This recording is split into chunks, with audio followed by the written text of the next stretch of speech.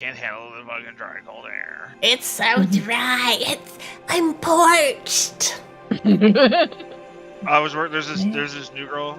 She just transferred in from JFK from New York, and she's just like, "How do you do it here?" I'm like, "What do you mean?" She's like, "My skin is just so dry." I'm like, "I don't know. I grew It up here, was so a I'm used to it." huge adjustment for me coming from Florida, where you're just moist all the time. Which Well, is one a of the word first I things I fucking asked hate. Christina when she moved here was, I was like, "Oh, have you gotten a nosebleed yet?" And she was like, "No." And then like 3 days later, she texted me. She's like, Yep. I don't know if it was my first visit to see Josh, but it was definitely the second, if it wasn't the first. I think it was the second, though, because I stayed longer. Nicole just calls me part lizard because we can just be outside. I'm just chilling, and she's like, "I don't want to be out here." You would hate Florida in the summertime if you have not experienced such a thing already. My job's headquarters are in Atlanta, and when they tell me I have to go there in the Yep. summertime, I'm like, "Can I rather not, please?" Yeah, no, it's gross. Please no visiting at Hotlanta in the hot summer. So when I was 19 and I started at Delta, I had only ever left Vegas twice. Oh man. And I'd gone to California. Well, okay, I had left, but I had gone other places, but I was too young to really remember. But as old enough to remember. And so I was 19, and they were sending me to Atlanta for 2 weeks for training, and it was like at the end of August. And I remember, like, I had to walk from my hotel room to our headquarters, and it was literally like a block and a half, 2 blocks. It wasn't very far at all. And I remember like doing that walk the first day and being like, I need to go back and take a shower now. Yeah. Like I don't know how I can survive this day being this sweaty. My friend from Maine used to say it was like going outside in Florida in the summer before it's about to rain is like walking into someone's mouth. We went to Korea in August a couple years ago, and it was like 95 degrees with 95% humidity. That was terrible. Yeah. Back home in St. Louis, we call it the swamp ass index. Yep. Living alongside a river, not that different than living in a swamp. Not everybody understands how bad that can be. Yep. Yeah. Ooh, that does not sound good. Yeah. I am not a humidity person. Nope. My hair goes all frizzy. Don't like it. I don't like the feeling of being moist. Degrees and dry over humidity any day. True. Yeah, my hair is normally curly or frizzy. The only time I have woken up and it was just straight was when I went to Italy. It's the only place where the humidity was like, actually, you have straight hair. I'm like, wait, what? Here's the perfect humidity for you. You're like, I could get used to that. Like, okay, all right. I guess I have straight hair for this trip. I'm not mad.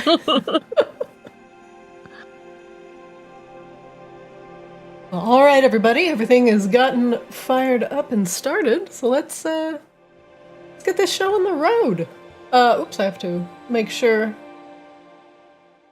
it's not Azriel's avatar. Excuse me, not Rain's avatar today, but Azriel. Forgot to change you around. How funny would it be if just inexplicably one day Rain was in Kaamos and Azriel was in Ascended? It'd be a fun episode. We just never acknowledged it. Or it. A promise? I don't know. Because I'm down. It's just a thing. I mean, look. It's the same universe. If these kids ever go after a lich, Rain might find that vastly entertaining. If we decide to deal with her, we'll go, oh yeah, like remember that person that said liches don't exist? Let's go contact them. Yeah, get them. Yeah. Just for and fun. Honestly, if you introduced Rain to Narcissa, I think even then it would be like you would be hard pressed to convince Rain that that's a lich. True. Yeah, I could see that. Like, oh, lich, you're just a bad wizard, a bad reborn wizard. You're just a shit wizard. I don't know what to tell you. You're just a bad wizard. There's like 12 different ways you could have become immortal, and you chose this? Really? Really? You're trapped in a fucking mirror. What are you doing? Clearly not much. Yeah, being in a mirror. Duh. For all time, because her punishment, apparently death is too good for her. I'm sorry, you have to eat souls? Who does that? It's very inefficient. It's so inefficient. You could just subsist it's like off of blood ultimate gay magic. sass, where you're just getting roasted by a gay person. Like, I don't like this. Like, man, I'm getting absolutely toasted in the quote retweet. Excuse me. Speaking of toasted ravioli. Oh yeah, how was your 8 pounds of ravioli? So good. I'm so jealous. So good. So what happened was, this was apparently my birthday present. A giant box showed up with dry ice and shit, and just 175 frozen toasted ravioli from Emo's. I'm like, oh, okay, that's great. Yeah, I've seen some of the box delivery services that are like, we will send you this thing from this famous restaurant that you loved that's super far away, and I'm like, it's don't tell me this. I can't can afford this right now. Give me the ravioli. I will dip them in ranch. Ew, what? Who hurt you? No, me. You had like an Invader Zim timbre to your voice there that was very unsettling and well done. I have an Invader Zim costume. Just FYI, that's a thing that I own. You know, when Devo gets done with his streamathon, and then if we ever need to do the Arctis streamathon, I would like to borrow that. Yes, I can. What's I can so send it over. when I looked at the photo, I guess I'm familiar with like fried ravioli from like Chicago places or like Italian places. What's different about the Fuck Chicago and fried ravioli? Whoa! Yeah, don't insult the man's ravioli. Devo feels the same way about Chicago's. Chicago likes to think it's the darling of the Midwest or whatever the fuck. Fucking fried ravioli. It's fucking toasted ravioli. I guess I triggered Drew with that question. Yeah. I mean, the man is very sensitive about his ravioli, but let him cook. First of all, let's be clear. There's no darling of the Midwest because it's the fucking Midwest, okay? True. It's like saying Chicago. The darling Chicago of the ass crack. Well, Chicago thinks it's it thinks it can compete with the coastal cities, but you're right, it is in the fucking ass crack of the country, so it gets uppity though sometimes. You gotta put Chicago in its place every now and then. Well, listen, if you put toasted ravioli... Get a fucking mountain, or get a mountain or some hill, okay? That's number one, alright? To die on? I should be able to see from fucking Nebraska to fucking Tennessee, alright? Sure. Yeah. Two, you didn't answer my question. What's the difference? Like, how is it prepared differently, I guess? Like, do you just like... toasted ravioli is specifically beef ravioli. That is, yes, it is fried. Nice. Oh my god. But it is originally from St. Louis. Calling it fried ravioli is St. Louis erasure perpetrated by Chicagoans because Chicagoans suck. So it's not actually toasted. It's still fried. It's just you put a different filling in it. I mean, if it's not beef ravioli, then you can get the fuck out. But it is fried. It's not technically toasted, because toasted is generally done with air without the use of oil. But these are fried. They are literally deep fried. The whole reason I think my mom bought me these is because when I was coming home from St. Louis, like this past Thanksgiving or whatever, or Christmas, whatever it was, I had a layover in Kansas City, and this place had toasted ravioli. I was like, oh shit, I didn't get to have toasted ravioli while I was home. I'll order the toasted ravioli, and I got it. I took a bite, and out comes fucking ricotta cheese. I'm like, what the fuck is this? How fucking dare you? Throw the fucking toasted ravioli back at the waitress. What is this? How dare you? This is offensive.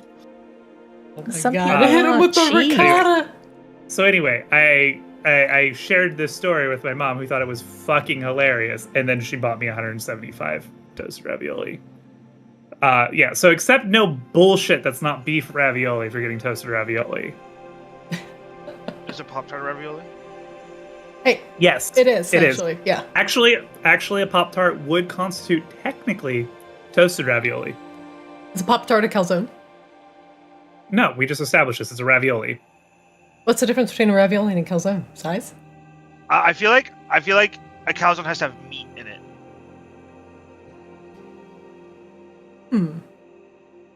But then that would make the toasted ravioli a tiny calzone. There's like those little Smucker's hand pies that they make that are basically just fruit-filled calzones. Are you talking about Uncrustables? No, I'm not talking about Uncrustables, but those also exist. They're somewhere in that liminal space between hand pie and calzone. All right. Enough pie talk.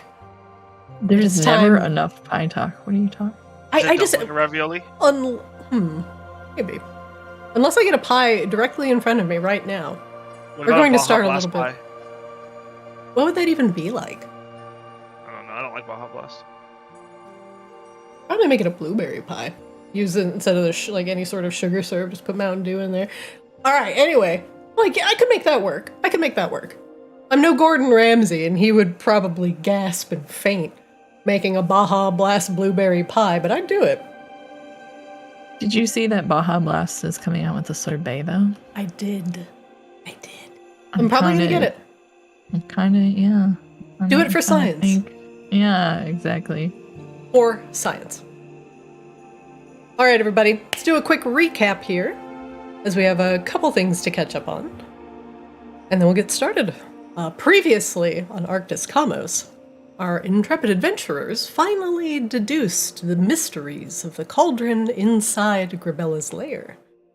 And getting the help of Siksik, the kobold shaman, she has helped you to awaken any dormant spirits that have been folded into the cold iron of this cauldron forged in the heat of the elemental plane of fire.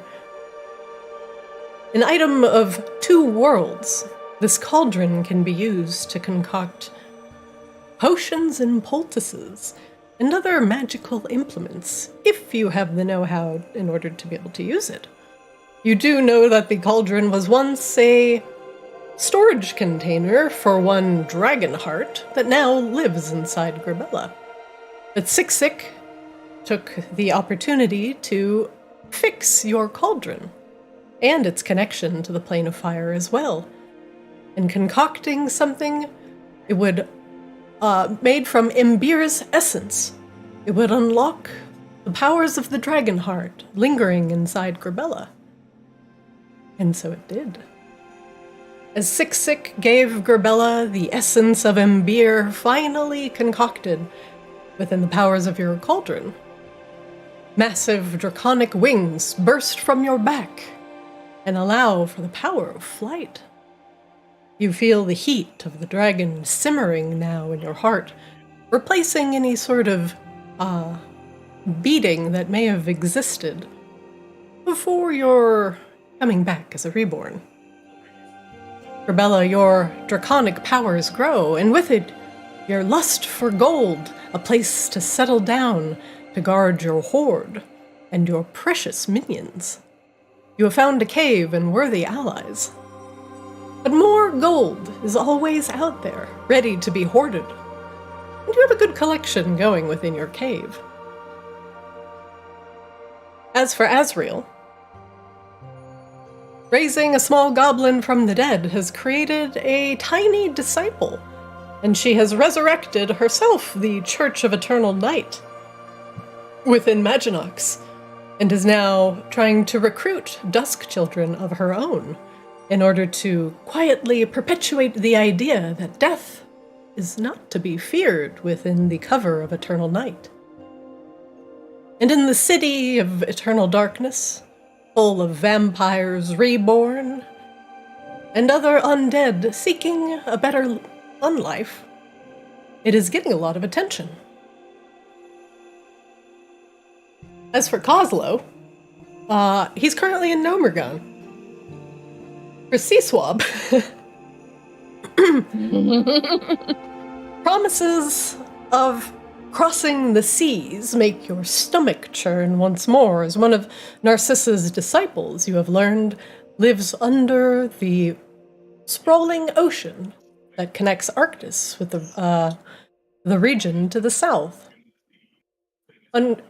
Thankfully, your companions have not decided to pursue the Lich's phylactery as of yet, but there's a uncomfortable feeling in your gut that you might be due for a little bit of time on the ocean sooner rather than later.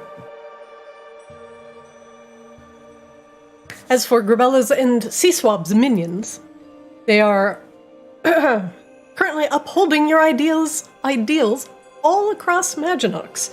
You have your horde of kobolds, your army of clockwork, mummified clockwork beings that sits in the pyramid underneath Maginox. You have your potential, you have your army of kobolds, the clockwork army, and your gang currently running amok across Maginox in some sort of, half-ass attempt to keep the peace and to keep Kozlo's goods flowing, especially ones coming into Kozlo's den. As noted in Maginox docks, trade is now starting to flourish anew, and a new influx of tourists and visitors are coming from all across Arctis. Now that whispers of a special coronation of a new king and queen are now being whispered across the city. This has sparked a lot of excitement, but do all of these tourists visiting know of the potential dangers lurking underneath Maginox? The imminent threat of the Vakarans and the Magmarans, potentially going to war, might be a hot-button topic that you might want to deal with sooner than later.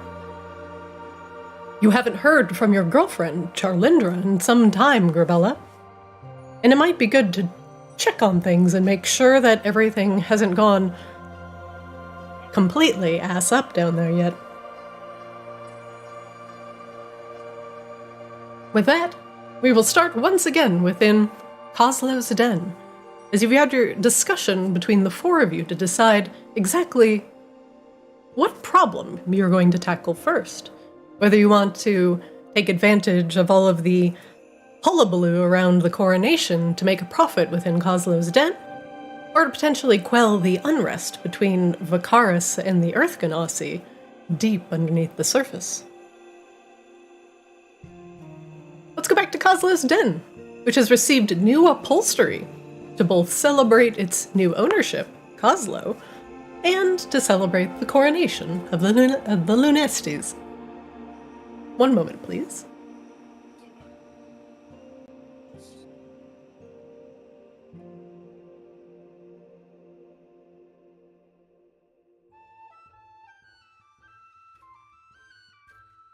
Grabella, Kozlo, Azriel, and Seaswab. The decor color has magically changed from green to red. Crazy. How did that happen? Or excuse me, red to green. Telling you that this is green finger area now. Green Kozlo green finger, green upholstery. It's a little ugly, but it fits. And you still have the Dreon rug on the floor. You can hear the constant din of tourists outside as the excitement around the coronation grows. It's been giving Kozlo's den an influx of visitors who are blissfully unaware of the tensions underneath Maginox. Since you have a little bit of time to wait on Kozlo, what do you all wish to do?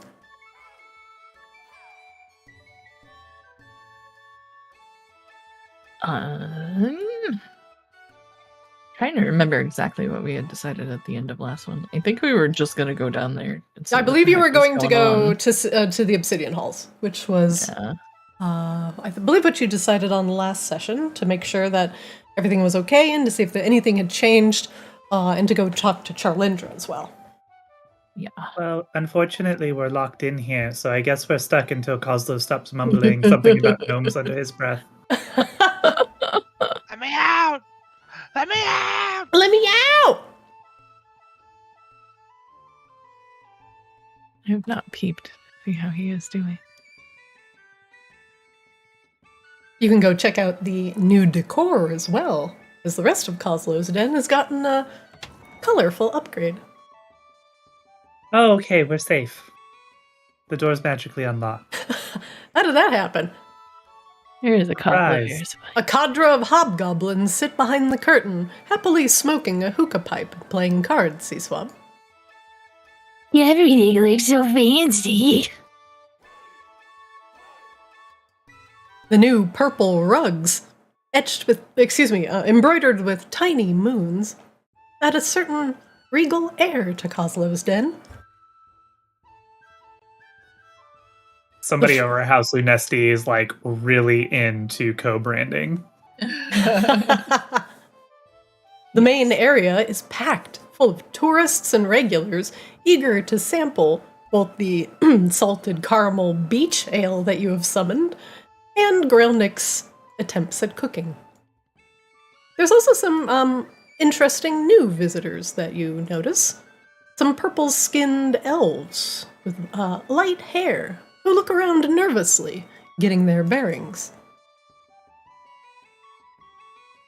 Don't we also have, like, some kind of beer competition we're supposed to be overseeing imminently? Isn't that also a thing we set up? It was a raffle. It's a raffle. There's entries over here in the bucket. Oh, shit. You can see little entries into the raffle that are currently filling the bucket. Rumpus has put aside extra casks of that ale, which is very popular with locals and tourists alike. The raffle entries are piled high within the bucket, noting that this is a very interesting raffle. Aren't we we're also doing the golden ticket Willy Wonka shit, right? Where Coslow's looking for the next person to take over for brewmaster bullshit with their own brews. Yeah. I look forward to the Willy Wonka episode then. Yeah, we'll get the Willy Wonka episode later. We'll count those after the coronation.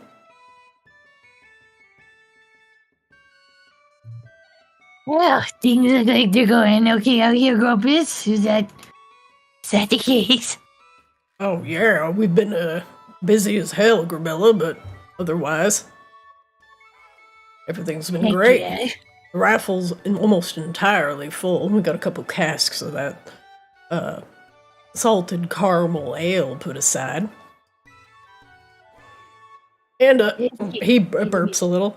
I've had my fill of sampling some of the more local fare coming in. Interesting liqueurs passing through these bearded lips.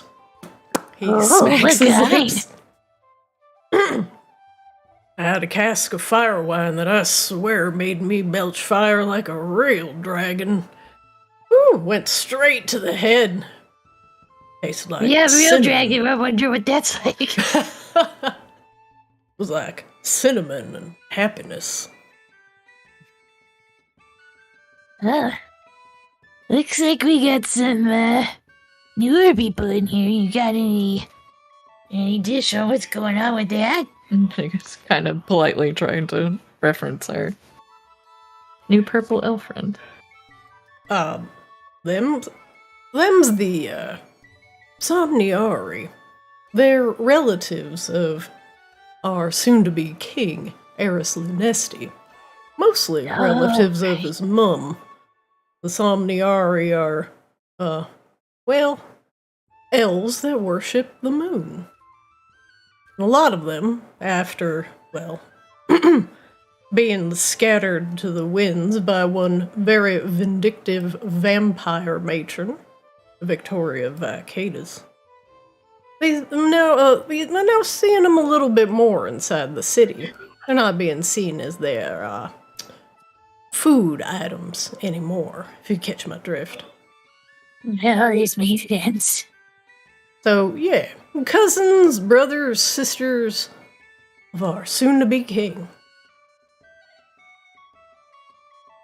Well, Honestly, I hadn't seen them much outside of House Lunesti. Figured they'd be too scared to, be walking down the streets and get eaten by a wayward vampire. It seems like they're not very worried about that anymore. Though I tend to see them looking over their shoulder more often than not. I'll go say hi real quick. Hello there, how is everybody over here doing? Thinking you are the help and not looking over their shoulder, the Somniari lifts their mug and turns to look at Grabella. I say, this is some of the finest ale I've ever had in Polaris. What do you call this? You can tell by the heady head and the very distinctive salted caramel smell that it is your beach wrought ale. Oh, that's Grubella's Brews and Bruises. I acquired this by hand. Grubella's not quite sure how to sell this. Well, my compliments to the brewmaster. He gives you a polite bow and takes a big sip of the drink and lets out a belch that seems to startle him just as much as you. Oh, yeah, I guess it's me, kind of. It is fantastic. Oh, thank you. It's definitely on the rarer side, so we've been trying to find some up-and-coming brewmasters to make some other stuff, but definitely be trying to get anything similar or just rare at all. We like to have our antiquities, after all. Well, if you have any more, be sure to have it in plenty during the coronation. I'll tell all of my cousins about this place. We're all frankly sick of drinking mulled wine.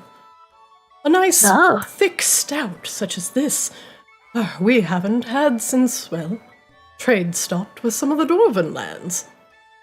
Oh, this brings back memories.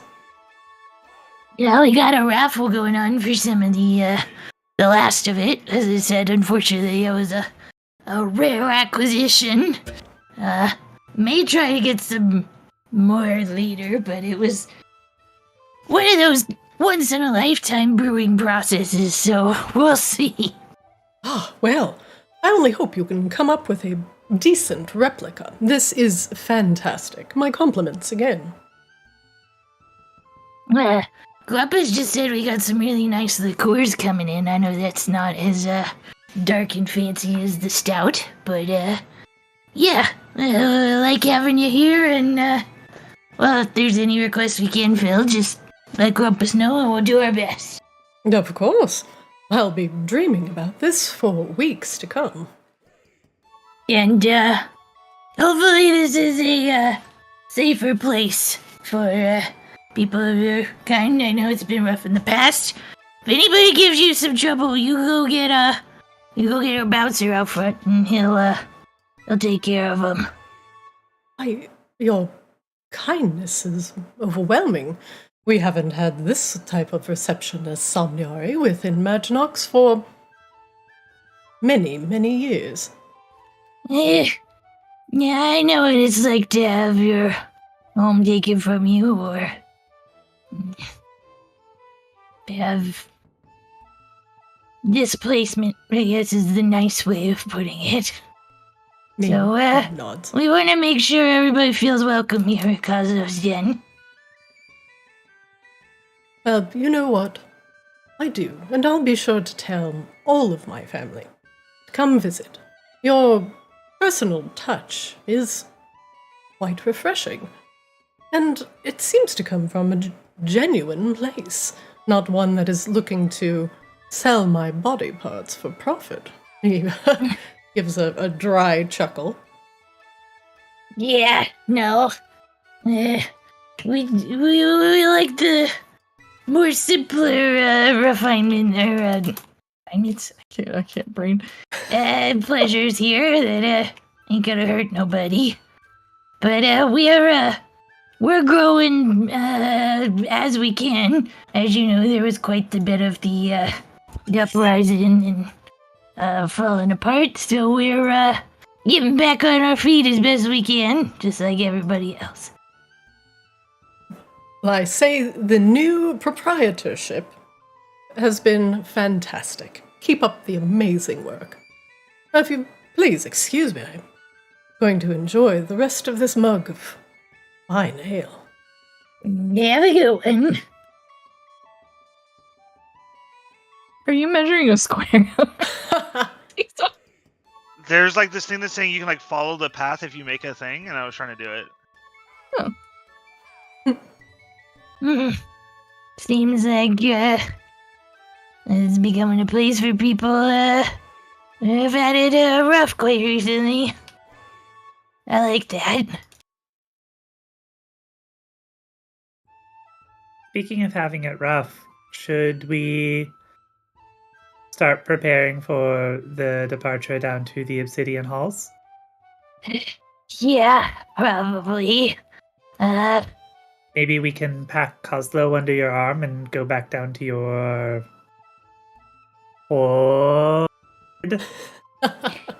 Yeah, I'll go grab Kozlo, but we don't need to go get anything upstairs before we go. I don't think so. We just came from there, right? Yeah. Yeah, alright, Globus. Hope everything keeps going well, and we'll be back. He nods. Be seeing you. Bella will go toss Kozlo on her shoulder like a child. Like a sack of potatoes. Well, maybe she'll fashion a little baby thing on her chest because he actually can't go on her shoulders. Like a baby Bjorn? Oh yeah, because she's got the spiky shoulder. Her shoulders are too spiky. So. Yeah, little Kozlo baby Bjorn. I love it. Alright, Kozlo, this is for your safety. I know you would totally be okay with it. Oh my god! So not here to defend himself, so we were taking advantage. It's fine. Can't help but feel like Kozlo would actually be okay with this. As long as he had his fancy hat on. With Kozlo stuffed in a bag. Where do you wish to take him? I think we are going down to the lair. The lair. All right, head on down there to our summoning circle. And see Swab 2. Yeah, I'm trying to get my token to rotate. Oh, you click on it and then you hold shift and then you use your mouse wheel. Kozlo, open the door! You see a little green hand stick out of the bag and unlocks the door. He's not allowed to drink any more of his own beer. One of these days he'll give us keys so it'll be easier.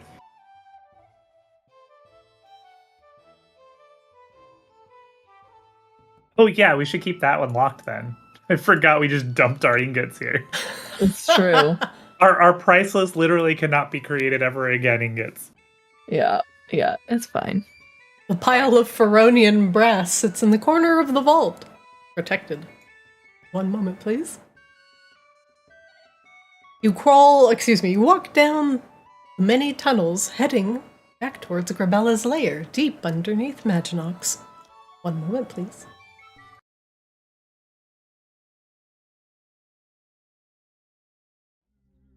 Oslo, still stuffed under your arm.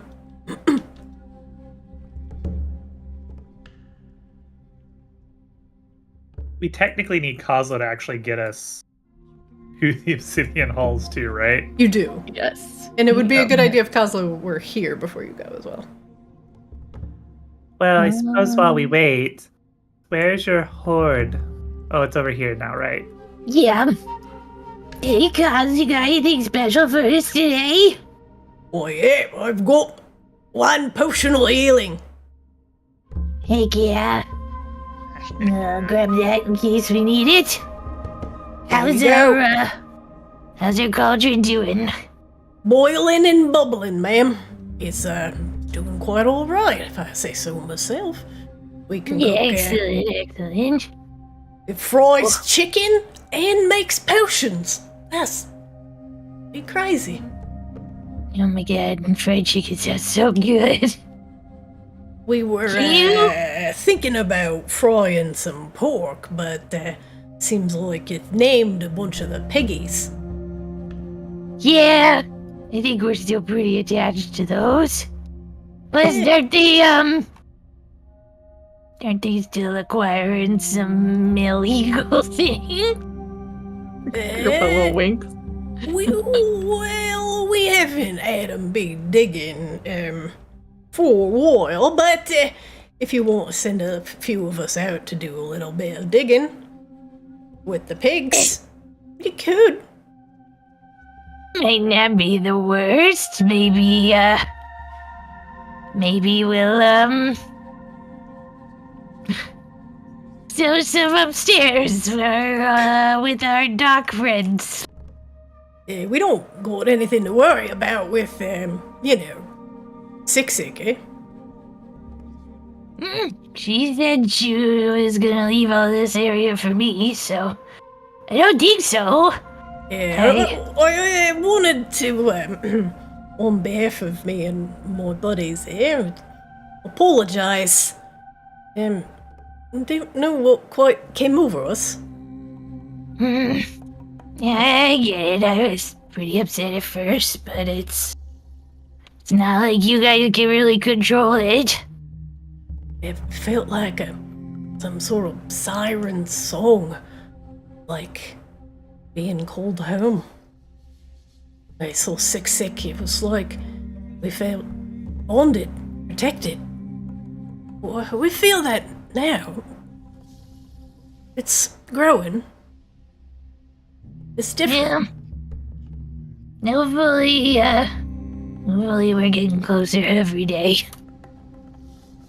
She'll pat Cos on the head. And maybe Coslow too. She'll pat them both on the head at the same time. What is that? Coslow in a bag!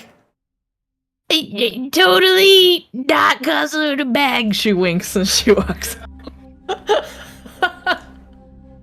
out. No, Lord. Grabella will sit in it just for a moment. Grabella, your pile of money, minus a bunch of money, currently sits at 2 platinum and 1.58k gold. Hang on, Grabella, stay right there. Okay. Azrael will dump 2,500 gold on top of Grabella. Can you put it in the hoard? Oh, you did put it in the hoard. Done. Oh my god. Plus the 6,000 worth of gems that Azrael deposited. So there you go. Azrael gonna roll around like a cat in catnip. Another small pile of gold has been added to the hoard, and the glinting gold feels warm underneath your skin, Grabella, at least by comparison to your cold, reborn flesh. You can feel the dragon's heart inside you beat faster. Excitement, seeing all the rest of the gold. Seaswab, it is very shiny. The gold is Do you want to roll around in it too, Seaswab? Seaswab kind of like hunkers down low, like almost like how like a penguin would kind of like squat down, and then he like just sort of like flops over on his side, how like a bird would like bird bath, just sort of like kind of like yeah, sort of like flap like kind of like flapping his wings in the gold, just doing the dry dust bath thing. Hell yeah. Grabella, a wave of happiness crosses over you. You get an inspiration point. Oh, hell yeah. You feel inspired by your growing gold hoard. The glint, the warmth, the greedy looks of your kobolds as they rub their hands together. Yes, queen, yes! They say money can't buy happiness. How much gold do you and Gazo have right now? I can leave some more behind. I'm just, wouldn't you like to know? Buy stuff if we go out. Seaswab kind of like puts his arm by his money pouch. Don't worry about it. Okay, then I'm gonna put some money in here. Deposit. Oh my god. Money doesn't buy happiness. That's not true. But it buys a horde. And you ever see a sad person with an army? Yeah, yeah, that's true. No. All right. Well, I'll put some stuff in there. I'll just probably safer to empty our pockets before we go up there anyway. Ha! mistress. Candle is walking up to the rug, rubbing his hands together. Your horse, it's gross. Yeah. We've been trying to... Well, we've been carrying stuff around with us when you guys weren't here because it wasn't protected. It is good to see the glint of gold again. How are you, my queen? Getting used to this whole thing. She kind of gestures like... The candle looks around. Is the cave not up to your liking? Do you wish for us to dig deeper? Well, if you could find anything cool, don't wanna have the cave fall in or nothing. But you know, some more room, maybe finding some more stuff in that a cool little diggy hole that you got going. But don't make sure nobody nothing gonna fall down yet. We could venture back into the cars, steal other things for the queen. Plunder, pickpocket. It's a bit of a sticky situation at the moment, Candle. As much as I would normally tell you to go nuts. There might be some fighting and some other stuff going down there soon. But our fearless queen will go down and quell the fighting, and then your loyal kobolds will go and take everything for the plunder. Move it back to the cave, and your hoard will swell, yes. Maybe. I'm mostly trying to get Charlotte out of there. Yes. Save the queen's queen, and burn the rest. I like how you think sometimes, Candle. Candle is the thinker. He taps his head. I await the burning flames of our queen to purify the chorus once more. And then we will collect the melted gold from the ashes of the Baki. Maybe. It's... God, I don't know. Part of me hates what their Genasi you're doing, part of me hates what Vakar is doing. He makes a confused noise as he does not understand the intense and complex political tensions between the regions. There's a lot going on down there, Candle. And the Vakarans are very suspicious of my new stuff and things. Vakarans hates the dragons, hates the kobolds. They're not wrong. And if they hates dragons, then they hates the queen. You're right. Yes. They're really gonna hate the ass when we put on them. Candle once again looks like he's rubbing his hands together.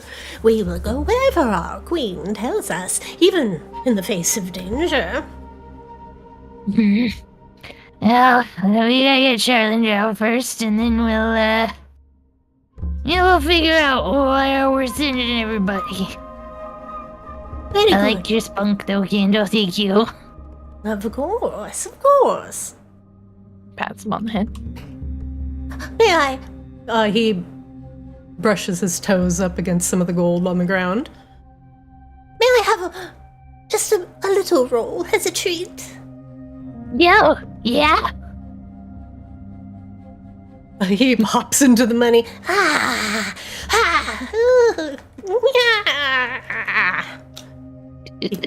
Him being significantly smaller, buries himself underneath the pile of gold and emerges once again with a big smile on his face and a couple coins of gold stuck between his teeth. Tastes like power. It's really getting there, ain't it? Alright. sniffs Azrael. You smell different. Azrael's been, going through some changes. I'm going through changes. You literally, like, become really powerful and stuff, too. I was always really powerful. But yeah, but now it's like... The smell of death, danger, causes little goosely bumblies to pop up on my scaled skin. Candle gives Azrael a very wide berth. My queen, you walk beside death. Candle. I kind of always have, though. It's true. Now it's just my friend.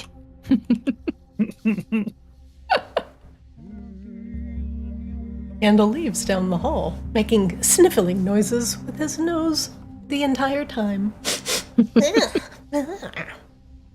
sneef, sneef, sneef, sneef, sneef, sneef.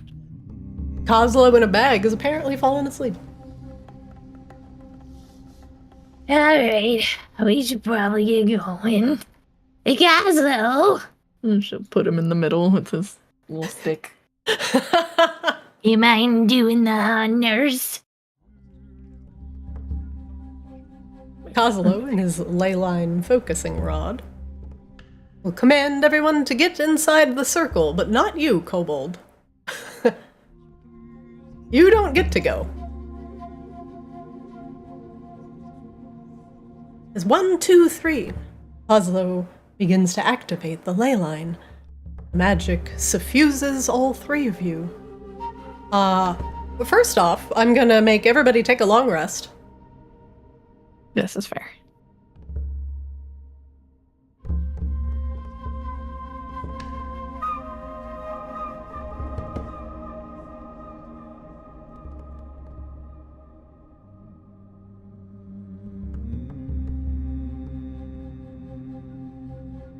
Sorry, my phone rang just for a second. Did I miss something? Yeah, long rest, please. Okay. Oh, right. Buttons. Long rest. Hold on, I can find it. I can find it. Don't tell me I can find it. There we go. I believe in you. All right, very good. The familiar lurching as you are sucked into the magical vortex of power, carried along the magical streams, both physically and spiritually, rocketing down, down into the depths of Vakaris, and reappearing again in the familiar place of the Obsidian Halls. But as you reemerge, the lurching in your stomach does not go away. And even for all three of you, and I will say this for Kozlo as well, there is a heaviness to the air and an eerie feeling that causes goosebumps to prickle your flesh, and even causes the tiny pin feathers on the back of your neck to stand up straight. Something is wrong. Very wrong. Uh-oh.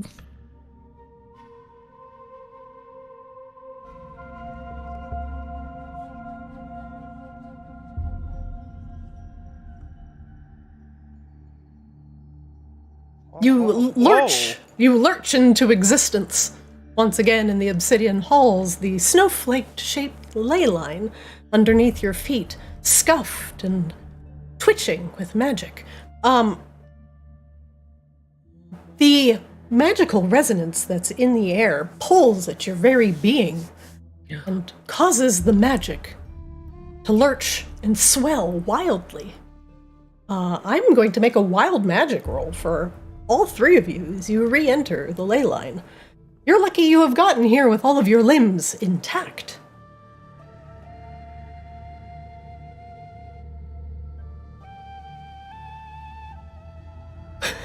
Okay. Whoa! Azrael immediately appears with bits of the clockwork army stuck to their flesh, embedding and, well, extruding from all over their body.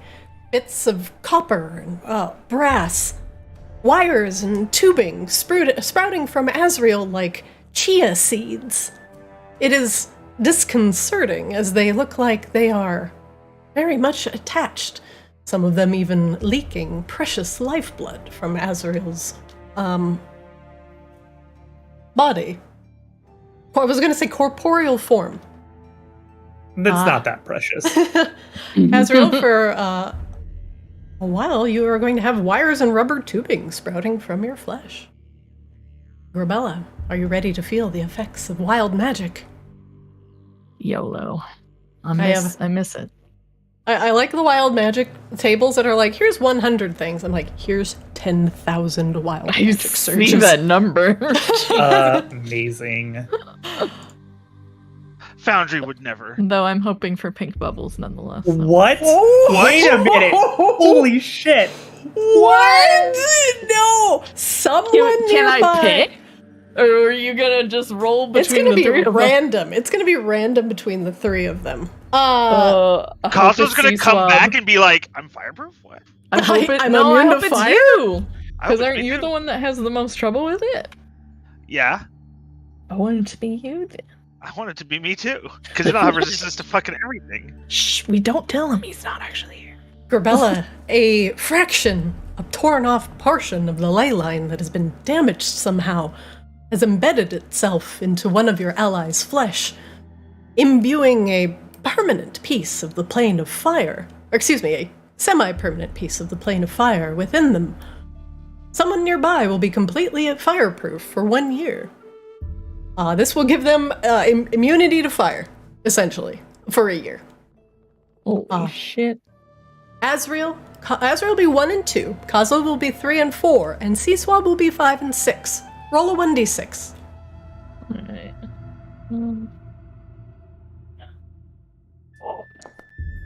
Azrael. Azrael's the fireproof one. As if Azrael No didn't one need doesn't this. need it. Azrael, let me edit your sheet real quick. Damage immunities. Maybe Fire. we do usurp the Fire Lord guy now. Maybe. I like this. Azrael can't be. Has a shit ton of regeneration. Is immune to fire. I don't think Azrael can die. Working as intended. Rain is like the one person who could absolutely murder Azrael, and I love that that's the case. Yeah. Azrael, even though you have strange rubber tubing and wires sprouting from your flesh in various places, a piece of the ley line has connected to a part of your souls, one of them at least, and is now suffusing it with its magic. And passing Guys, savings I feel on to weird. you! I feel really weird. Yeah, I don't like this. I like how it's like everybody's going to be affected by wild magic. So far, 2 for 2. Yeah, all of it's Azrael. useless. Is this what it means to be an extra planar deity? I mean, honestly, when you roll up to a Roxy and you're just like, fireball me, and they do it, and you're just like, nah, didn't feel it. That's it. That makes gonna deity lose her Azrael. Even more. Although next year, you're going to try that trick again, and it's going to go horribly wrong. And Azrael's dead. C-Swab. Azrael's the true mother of dragons. Amazing. C-Swab, are you ready for your wild magic? No, because I feel like this is either going to go great for Azrael or horrible for me at this point. And don't forget, Kozlo needs to do his as well, so. C-Swab. You don't have a spell book, so I'm gonna roll again. You don't have a spell book. You're a sorcerer. That would be horrible for you.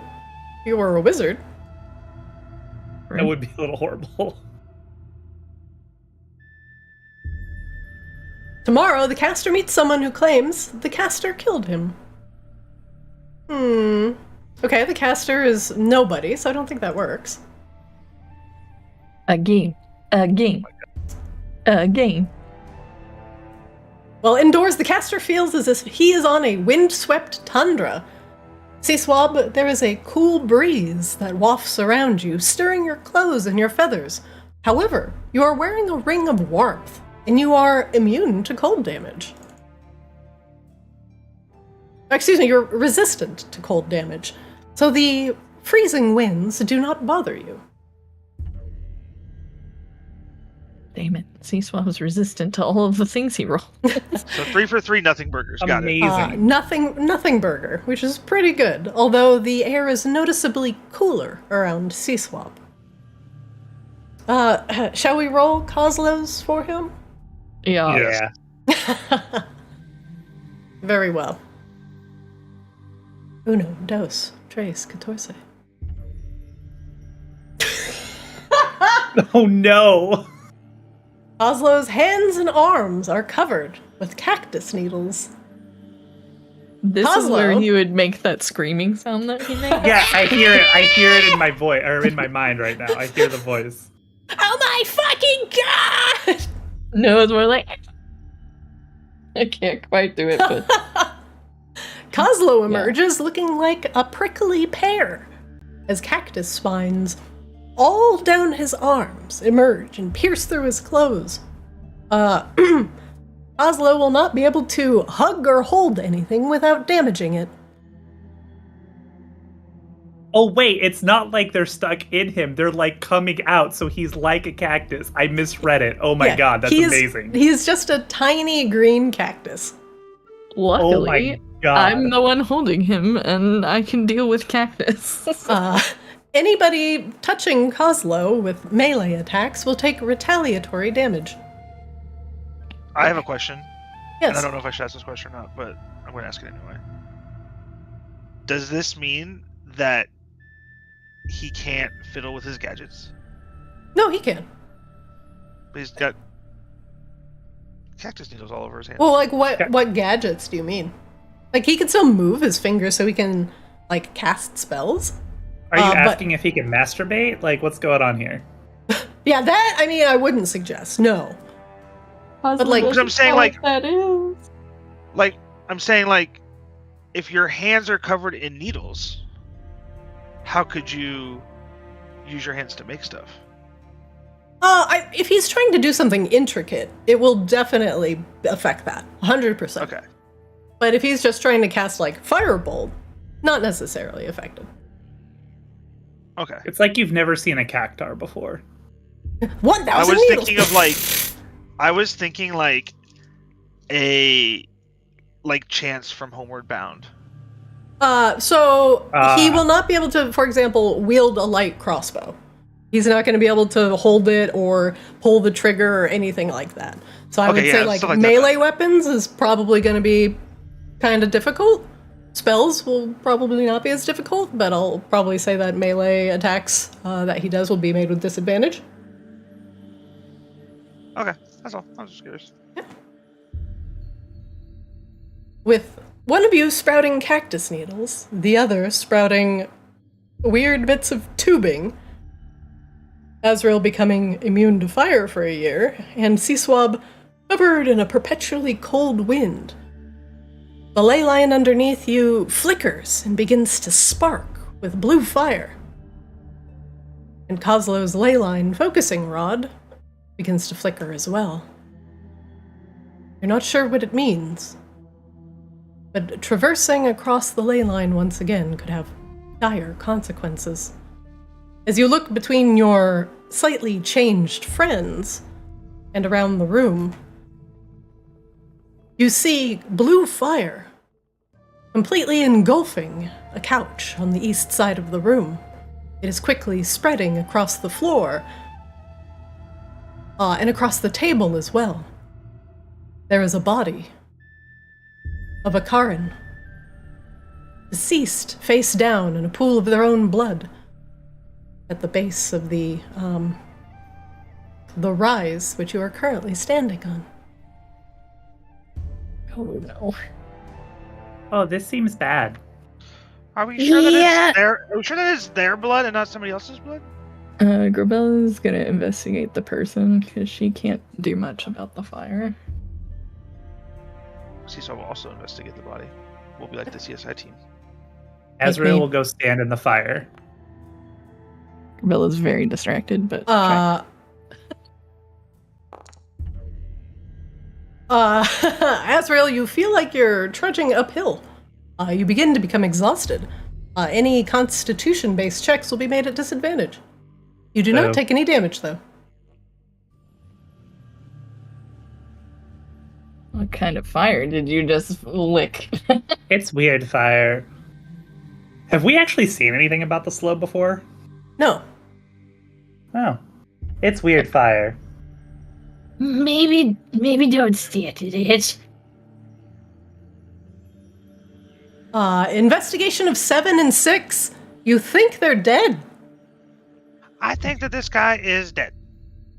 As you look over the body, the skull has been caved in. There are stab wounds all his over. skull has been caved in. That is all you can tell. Grabella's gonna slowly roll them over. A great battle has gone on here, but not one the Vikaran was prepared for. They have suffered severe trauma, crushed head, multiple stab wounds. The blood is still somewhat sticky, but the body is cold and stiff. We have to need to get a move on. This doesn't look good. It's weird that there's fire in the corner, but this one's skull was caved in. Grabella is gonna draw her axe. Grabella, as you open the door and peer out, another body to the west lies face down on the carpet, visibly drug. You hear muttered voices. Make me a perception check, please.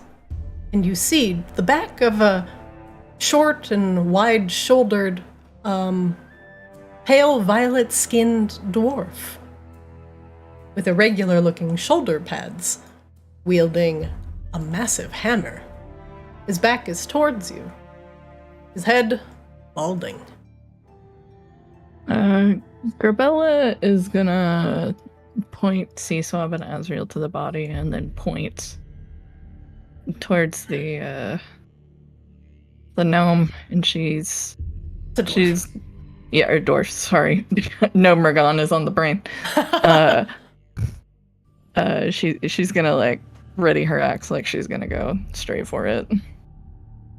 Sorry, I don't see the dwarf from my angle. Is he to he is the to right? like the southwest. Yeah, that's correct, Seaswab. You can't see him from your vantage point because you're too close to the door. You would have to be in Grabella's spot to see him. Okay, or so it's to Azrael's.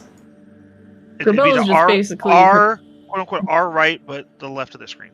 Yeah, yep. Grabella's just preparing you that she's just gonna go attack because whatever has happened here, she is not happy about.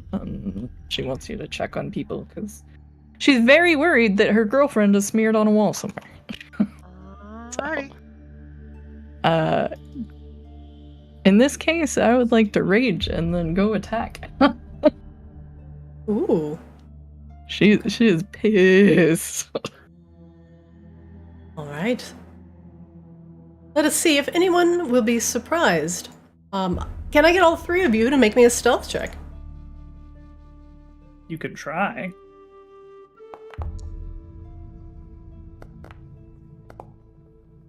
Amazing. Oh my God. Excuse me? I've never beat a stealth check so heartily. Well, with a perception check.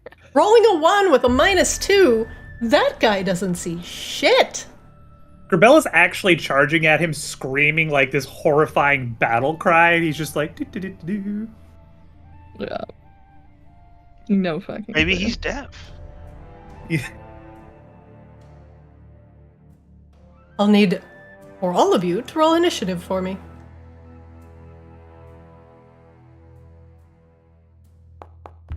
Oh.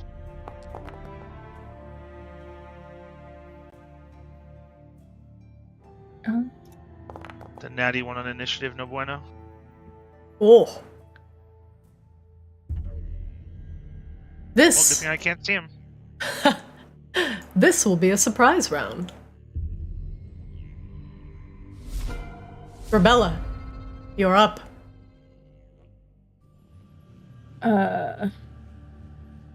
God. Yeah, how far is that? I don't think I'm gonna get quite far enough. You have 60-foot fly speed, and it was 60 feet. You could get there.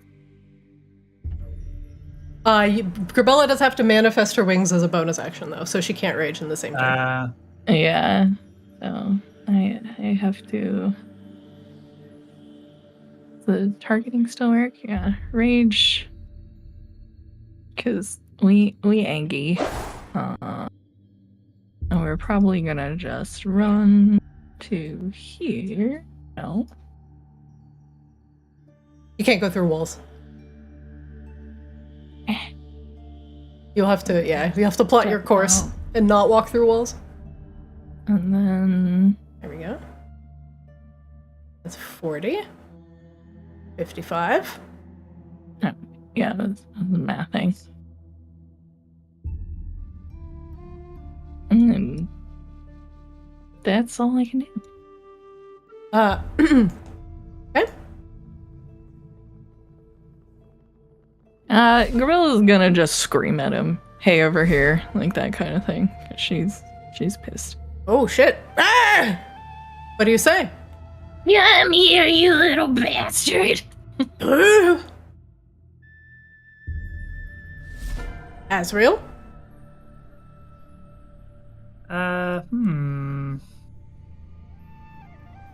Oh, there are things over here. There are things over there. Look both ways before crossing the street. What's that? Bella does not understand. Nor compute. No, it's fine.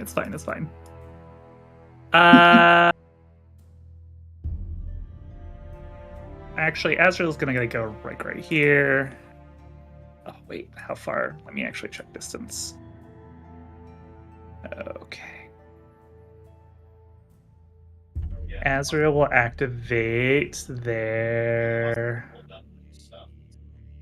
Where is it? There it is.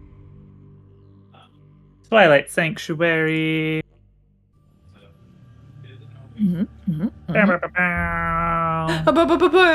Okay. Did it actually? The automation's not working. It does look like there's a radius, though. Hang on. I see a radius, but I'm not sure if the automation will work. Oh, I see it. No, I assume the automation doesn't work, but I just wanted to see. Yeah, I do see the radius of your globe. Yeah. That was action. Do I have a good bonus action? Oh, you know what? Hell yeah. We can fucking... Spiritual weapon.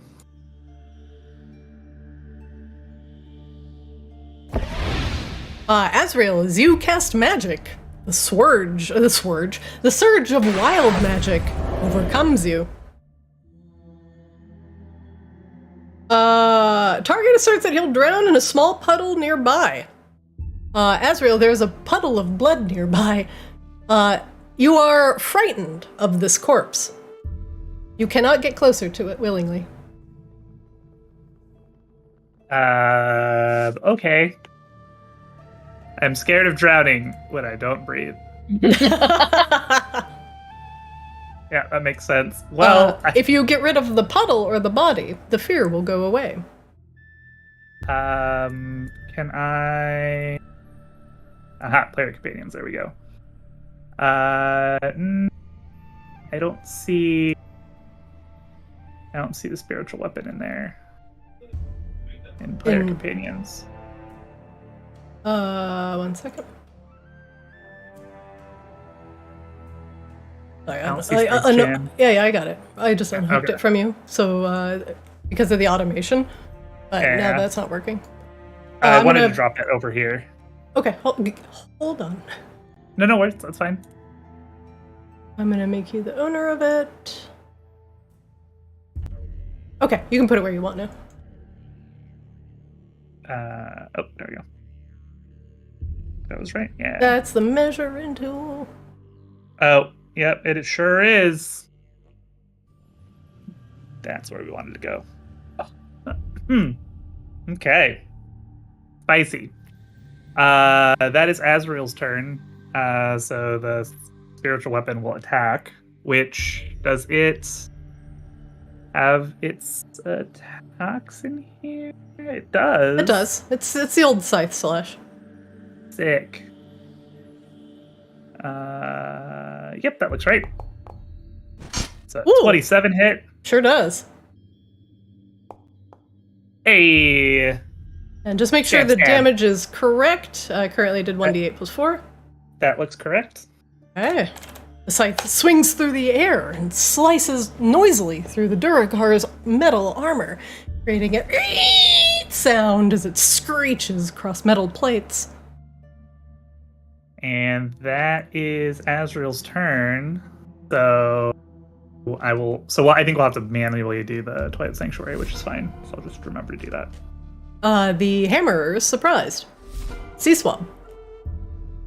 Sea Swab! Alrighty, I will move out here. Oh wow, okay. Sea Swab, you see danger at both ends of the hallway.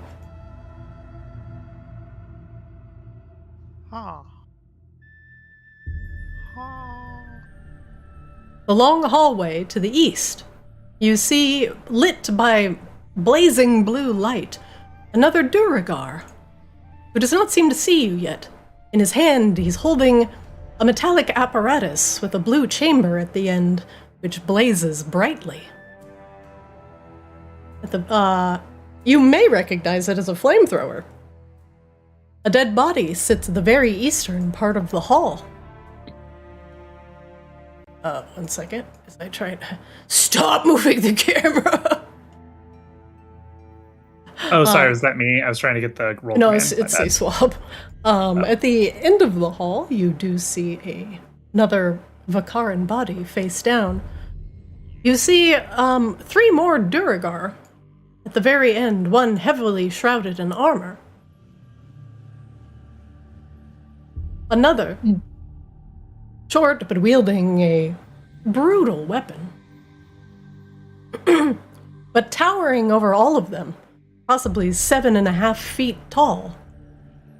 A tall Goliath woman with gray hair and streaks of light blue tribal tattoos crisscross her body. They glow with a pale, a very pale light. All of their backs are to you, and they're looking at something in front of the large woman. You think it's another Duragar, but you're too far away to get any details. They seem to be preoccupied, however, but Gorbella's yell might just change that. Wow. Nice little predicament. Muscle mommy. Muscle mommy! True, though. Alrighty, well then, seeing as how our attention is this way, I will take a position here.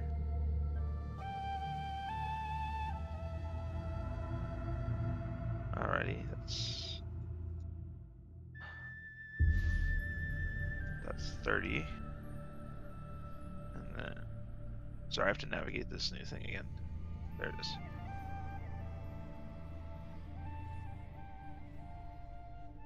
Oh shit. I would like to insight check. Okay. What would you like to know? Does he have any vulnerabilities? Or I guess resistances, I guess would be the better question. He does not. Okay. Alrighty, I will. Although, this Duragar looks more like machine than man. The metal plates, now that you've gotten a good eye on him, are actually not armor it's wearing, but it's fused to its skin, and limbs have been chopped off and replaced with metal implements. I've seen these in another game before. They're super fucking creepy. Knowing that it has metal on it is very important to me. Yes. I do have a little trick up the sleeve. If they get too close, Mon. Too close. I'm going to. I'm gonna hit him with the old chromatic orb.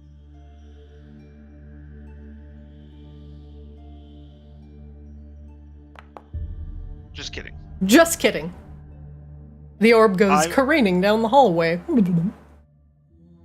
it's been a while. I'm like, am I bringing my arm around like I'm warming up the shoulder, you know?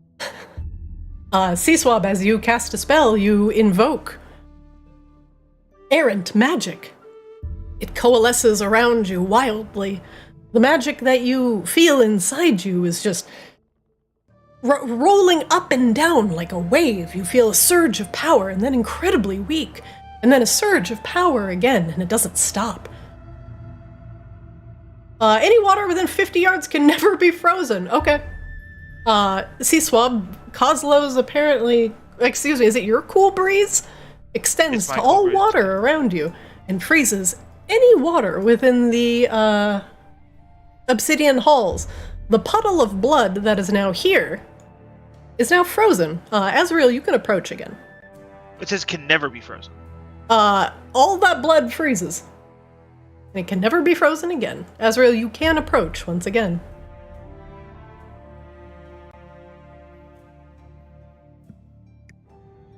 Like an emotional, magical roller coaster. I'm so confused right now. I'm sorry. Am I missing something? What? It can never be frozen, but that means it stays liquid, right? Oh yeah. That is correct.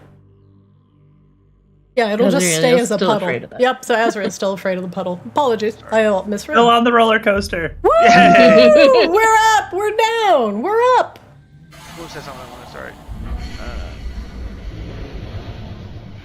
He's transmuting? Jesus, he is transmuting.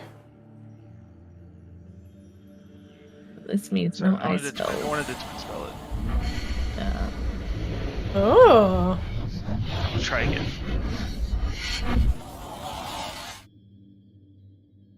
Zap him.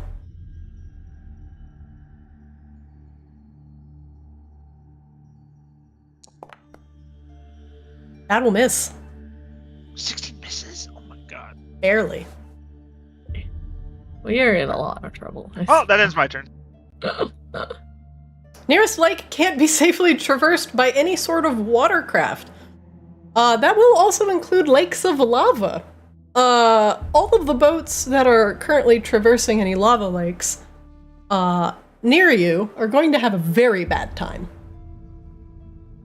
I like how on-brand Seaswab's shit is for making the storms closer. It's just this wild magic is causing, like, the fucking, like, waves of lava to rise up outside Vicaris, and, like, water can't be frozen near him. He is the Tempest. Alright. Dang it. This will end your surprise round. And we will move to round 2, as Grabella has yelled at the end of the hall. That will add, at the very least, what is hiding around that corner to the initiative list.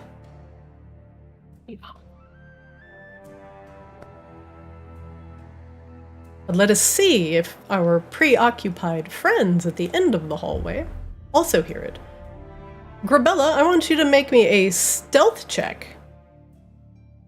Please. The last one was good, so this one's probably gonna suck. Have faith. That one also notices you and joins the initiative list. The Duergar with the flamethrower, putting the hallway ablaze, turns and notices you and levels his flamethrower in your direction. Grabella, roll stealth for me one more time with disadvantage. Surely this one will roll high again, right? We will have the breaker roll this one. technically you did roll higher than last time, so you're kind of on brand for up, down, up, down. Yeah. It seems like your yelling has roused what is at the end of the hall. And now the fun begins.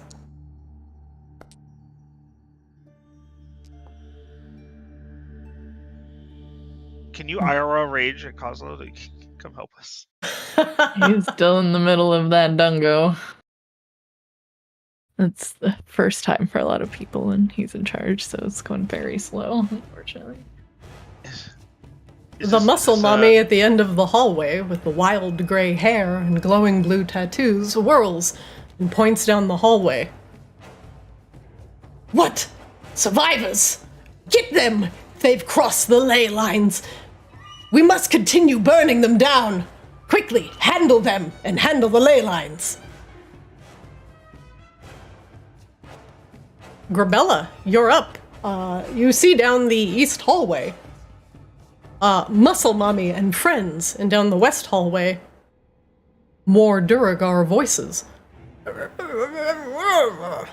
You're up. I'm trying to decide if I go towards the bigger group. So you guys, yeah. All I can see is one over here in the corner. There could be more. Azrael's probably got it. All right. We're gonna stay on target then. Oh yeah, there's more down. Oh my god. Grabella, you round the corner and you see two hammerers. Another one of the stone guardians wielding the nasty-looking short sword. And another one of the flame-throwing Duragar with the slow encased flamethrower. What? I didn't say skip turn. I hit a button that caused that. I don't know what button. Oh, good. I didn't think it was just pass turn. Grabella, you're raging. Yeah. We are gonna... Is this working? I can't see. So the first one was a mistake. Ignore the blood act. Sure. That's mistake. We are going to... I'm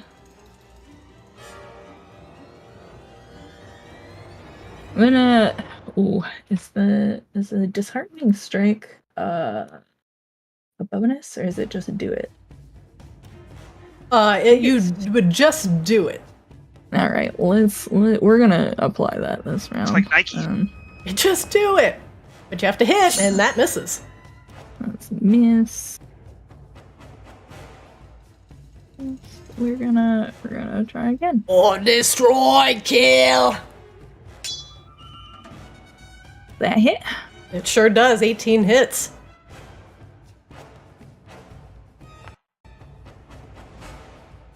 For 12 slashing. The Duragar begins to visibly leak black blood. Grabella, make me a Arcana check, please. Oh boy.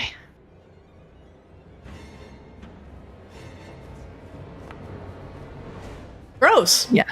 You don't know what that is. Gross. I have no idea. When you hit a creature with an attack using the Acheron longsword, you can fill it with dread. It has disadvantage on the next saving throw it makes before the end of your next turn.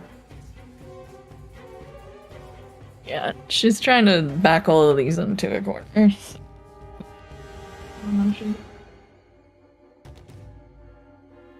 You've made 2 attacks. You still have a bonus action left. Oh, true. Oh, not that button. Not that button. I keep clicking that instead of my own damn portrait. We're gonna armor spike attack then. Because we can. That'll hit. For 5 piercing as you slam into the Duragar, more black blood leaks out, and he makes a horrible metallic and dwarven-sounding cry.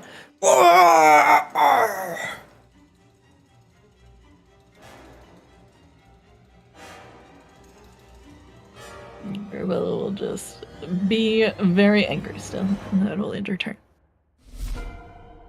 Alright, next up, the Warlord at the end of the hall.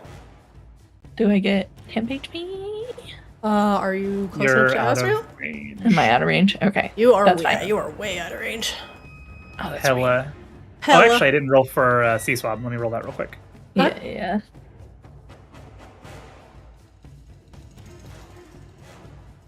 Ooh, maxed it out. There you go. Is that the blue one on the character sheet? Is the temp one? Yeah. Yeah. I'm gonna grab water while we go through this round. I'll be right back. Okay.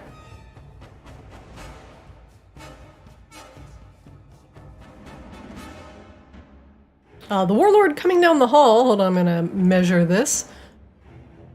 With a javelin in hand, sizing up to see if they're in range. That'll work.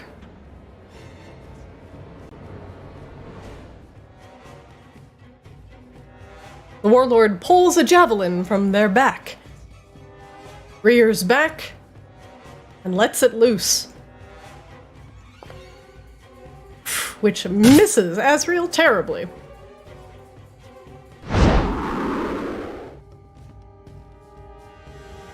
The warlord will take a bonus action, target itself, and cast Enlarge. With a cry, the warlord doubles in size and becomes a large creature.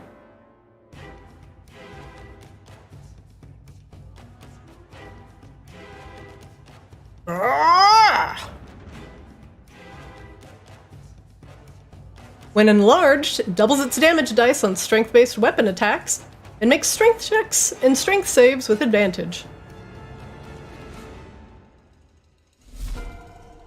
The stone guard at the end of the hallway will also... Let's see.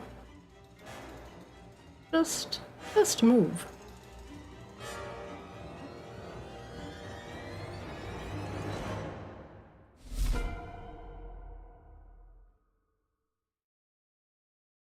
The breaker, too, moves, but she runs and does a double move down the hallway.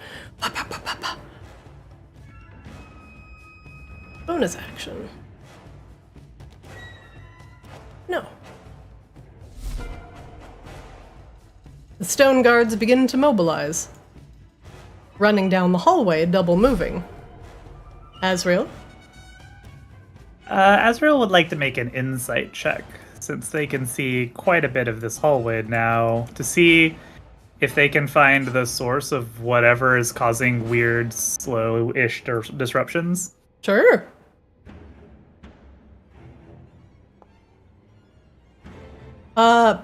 The thing that matches, at least the blue fire, is definitely these Zarans, these Duragar that are holding blue flame spouting flamethrowers. Neat.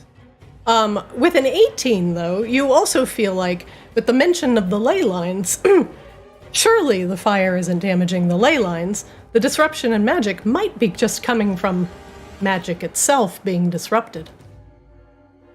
So I don't get the impression that there's somebody causing it that we could... Well, they are eliminate. spreading the slow, but it's seeping into the ley lines, so it's kind of like you can't unwater the dirt. Sorry, I'm back. They are taking their flamethrowers to the ley lines, both burning the physical and the spiritual, which is causing the magic to become erratic. Okay. Well...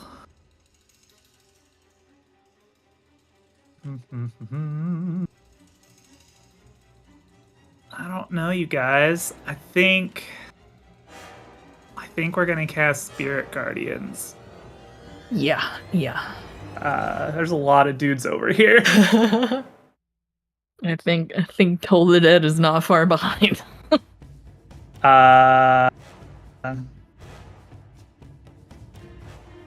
You know what? Fuck it. We're gonna cast Spirit Guardians at 5th level. Oh, wow.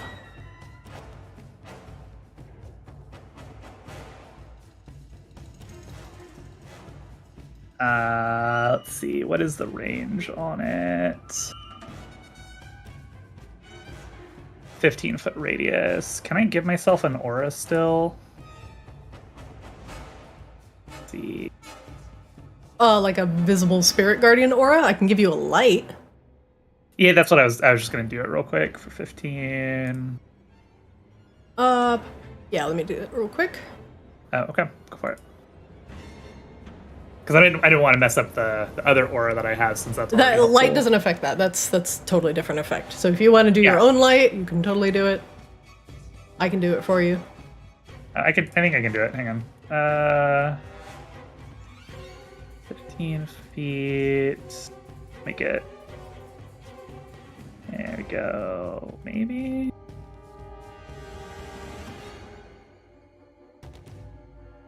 There we go. That's good enough. All right.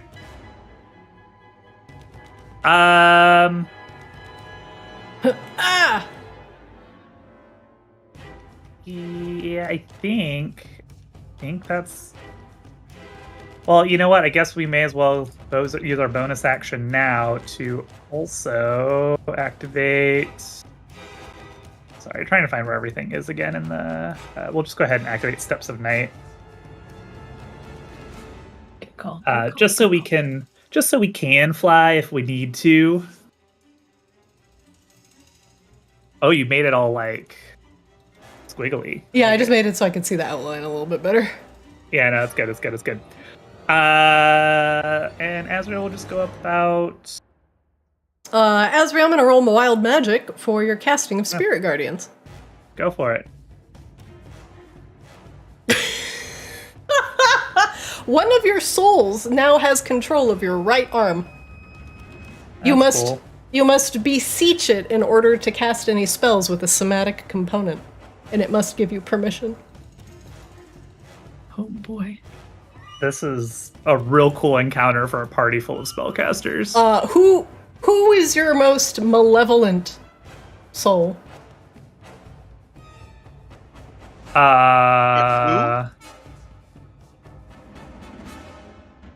Oh, my spirits aren't here, and I have to look at D&D Beyond. I think it's Rory. Rory's the serial killer. Okay. One of your arms has been possessed by Rory, and only desires a thirst for blood. Your right arm will only be dedicated to stabbing, and not spellcasting. Why not both? Unless it brings violence, and then you can convince Rory to cast it. Sorry, it's Tanner. Tanner's the serial killer. Fucking Tanner. Yep. Fucking Tanner.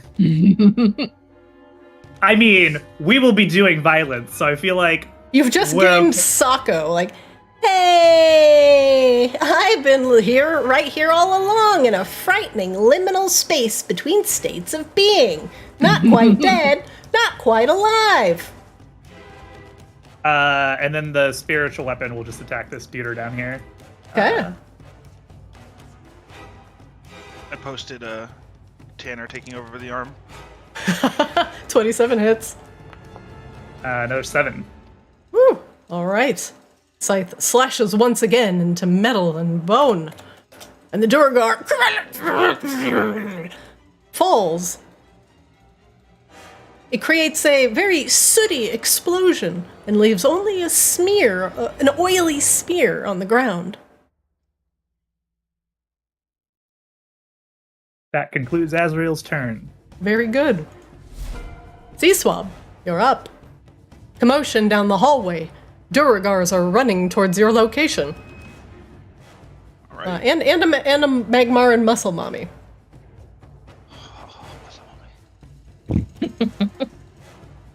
Crush my hollow little bird bones. Oh, she will. Oh, she will. Sure. She will fulfill this final wish. Alrighty, well, guess what? Oh, I'm so ready. This is gonna be the fattest lightning bolt. No. Well, I could, but I don't want to hit Azrael. Ooh. Azrael's 5 feet in the air. You could. Fire. Lightning is not fire damage, but. Okay. It's fine. You can shoot it under Azrael. It's fine. A little thing called transmuted spell that I've been doing this whole campaign. Oh shit! Oh yeah, make it fire damage and send it. Well, but hold on, think about it. Do you think the Magmarans are immune to fire or not? It doesn't matter because I wasn't gonna lightning bolt him anyway. Okay, all right. Can I move Ezra? Do I need to do anything if I move in your aura at all? Will it affect me, or is it only? No. Okay.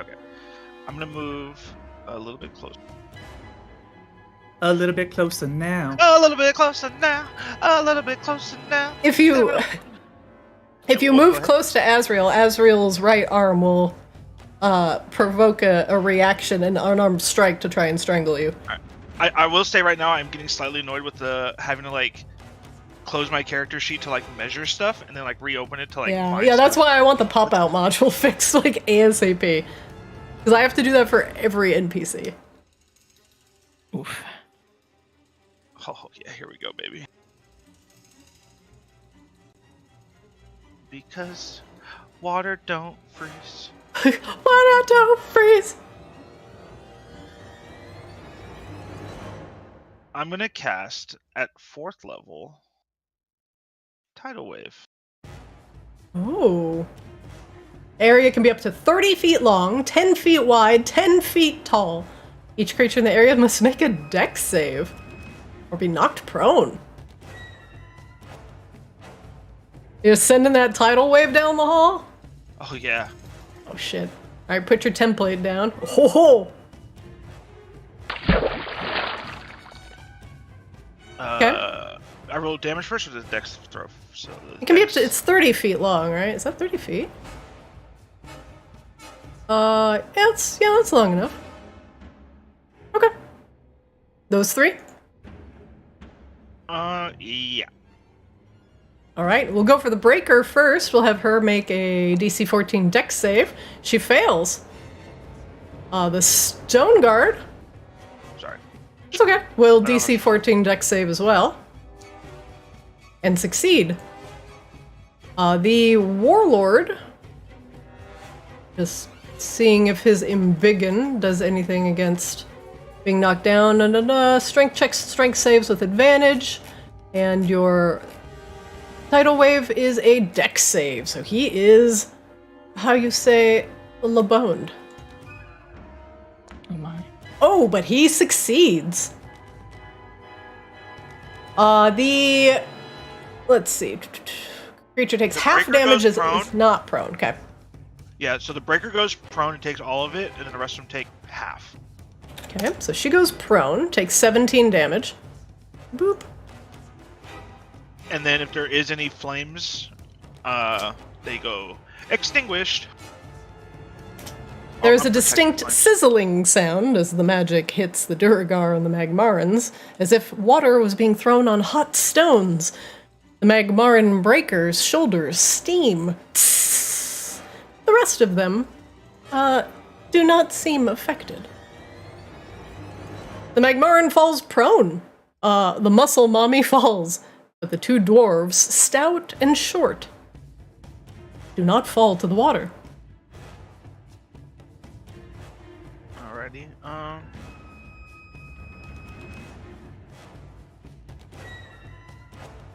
Just double checking. Sea Swab, I'm gonna make him a wild magic roll for you. Okay. His Ironclad, he's the caster's father, and so okay, that doesn't work because the caster is just the ley lines. Although that is hilarious.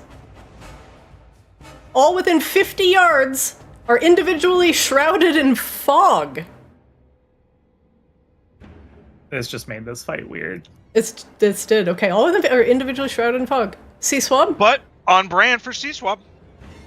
Still, yeah, maintaining the brand. You're sailing through the fog and you can't see.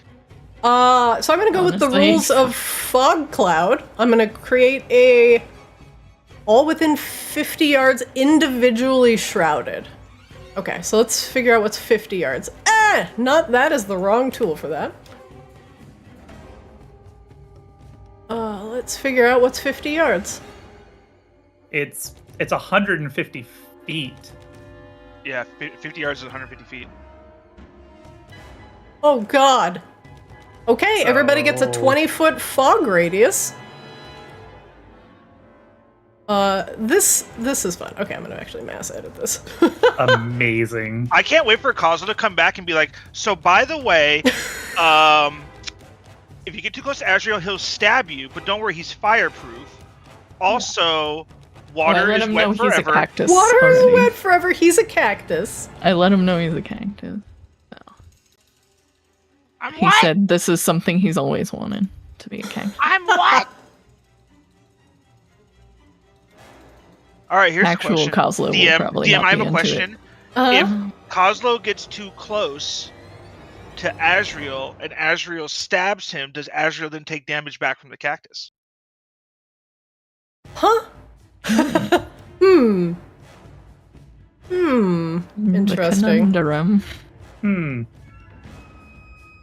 Give me 1 second here real quick. I'm just editing the light on everybody. Adaptive minus. I mean, let's be honest here. We are gonna one of these wild magics is gonna set like a game-breaking like combo into effect here. Gabella hasn't cast the spell yet. It's coming. So Azrael's about to be like a 3-layer radius thing. Yeah. Yeah, it's exciting. Let me see if work.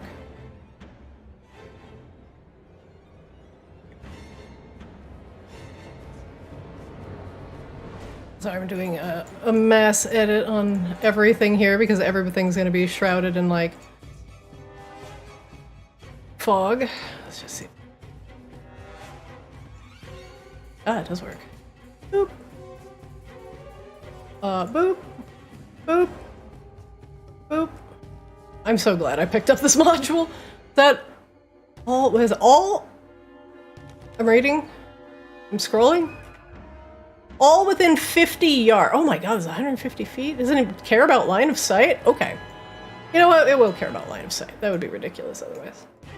Boop. Oh yeah, that's the ridiculous part of this. You're right. Not the fact that basically everybody within like a 50-mile radius is just dying in their boats right now. Unrelated. You can't prove that correlation. Objection, Your Honor. C-Swab, after the water fades, it dissolves into a foggy mass and fills the hallway with dense fog. You cannot see a thing.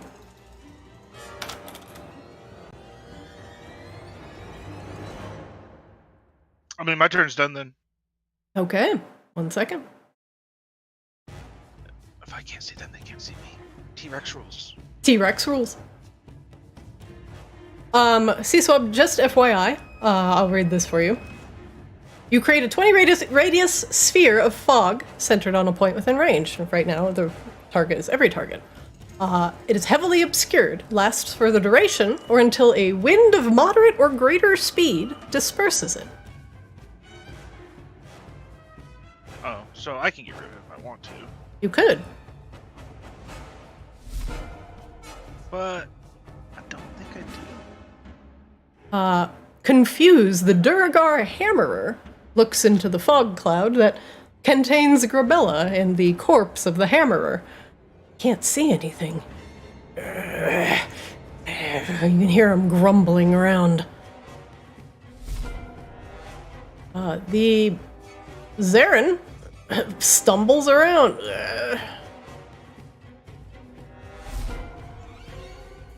The Stone Guard, too, moves forward at the edge of the fog. Takes a step into it. They can't see to attack Grabella, so this is actually doing them quite a solid. Grabella, however, you cannot see a thing. Everything around you in a 20-foot radius is heavily shrouded. This is fine. It's my turn, huh? Sure is. And I killed the one that was in front of me? Sure did. Okay. I'm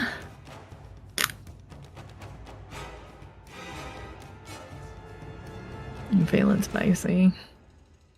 And I want to throw some more wild magic onto this dumpster fire that we have going, so... to cast Burning Hands. Okay. Each creature in a 15-foot cone. Point that cone somewhere.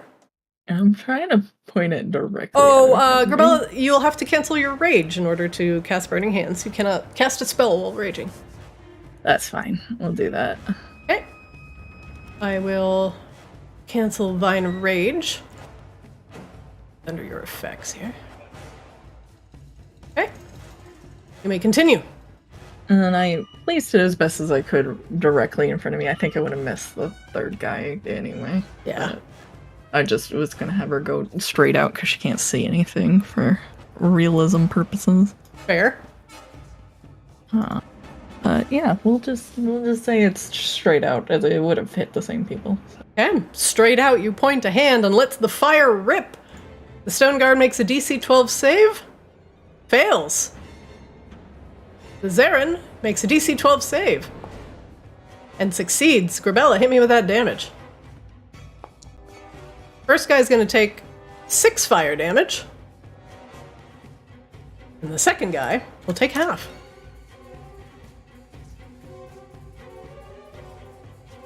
Grabella, you want some of that wild magic? Yeah, before I make my second move, come on. The ground within 50 yards heaves like a bubble on a pond. Everything within 50 yards of you, Grabella, is difficult terrain. This area over here is so great, guys. This area sucks. Grabella, the ground under you starts to feel like jello, and your knees give way as you try and steady yourself on it.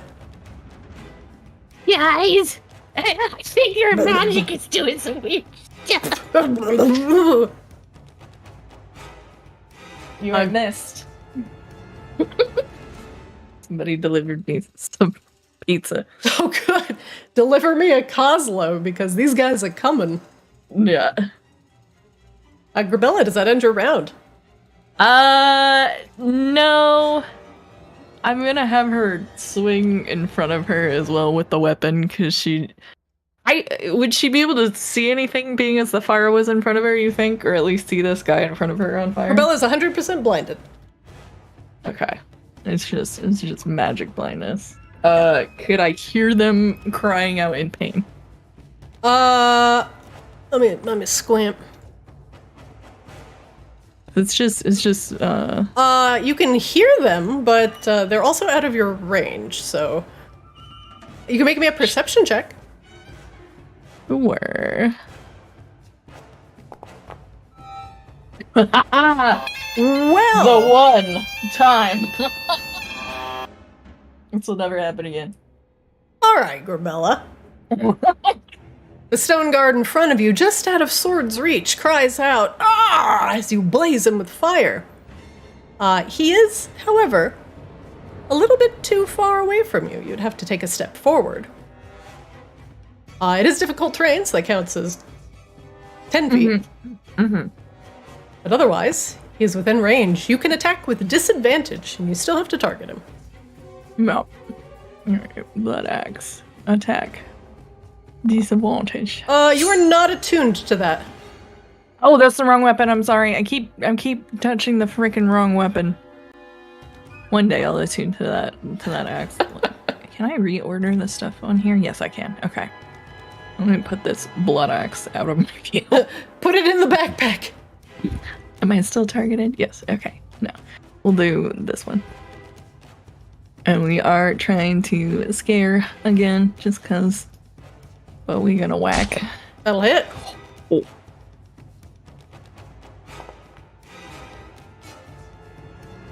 For 6 damage. I can't see, but I think I'm hitting something. You swing blindly and just hear. And because I assume she would feel. Does deactivating my rage take a bonus action? No. Okay.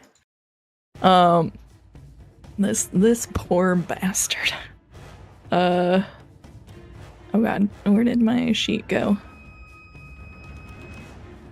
We're gonna spike him too, because we feel like we can keep just raging forward with blindness and anger. Disadvantage. Oh, let me do that with disadvantage. Hold on. Damn. Hey, a 21 will hit. Offers 7 piercing. You just slam forward blindly, and the dwarf goes, ugh! I'm not gonna kill every single one of you! Blind with rage. Well, blind with blindness. Rebella, does that end your round? A little bit of column B, you know. Yes, that'll finish me up. Alright, very good. There is a large blind warlord at the end of the hall. I can't see shit. Yeah, I know. And everything is difficult terrain. Okay. Welcome to hell. Welcome to fucking hell. So he has a low, he moves 2 squares.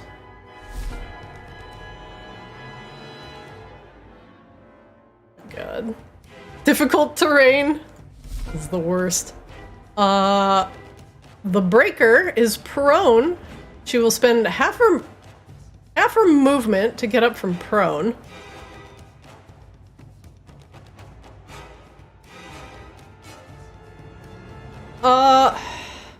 And it's difficult terrain, Jesus. And she will move 2 squares. Like, this whole hallway is just in bullet time right now.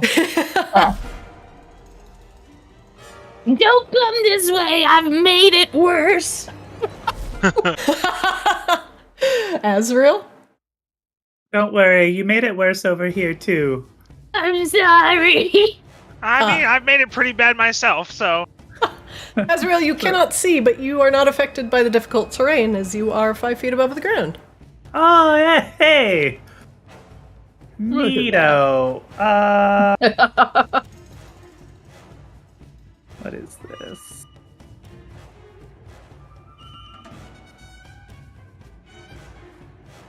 We'll float 5, 10.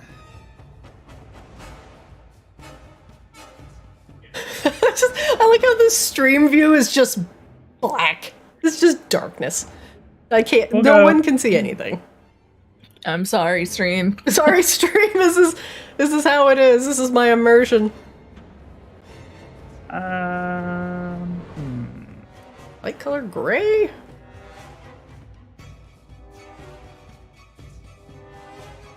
Let me see. I have to do a measuring tool. Sorry. Mm-hmm.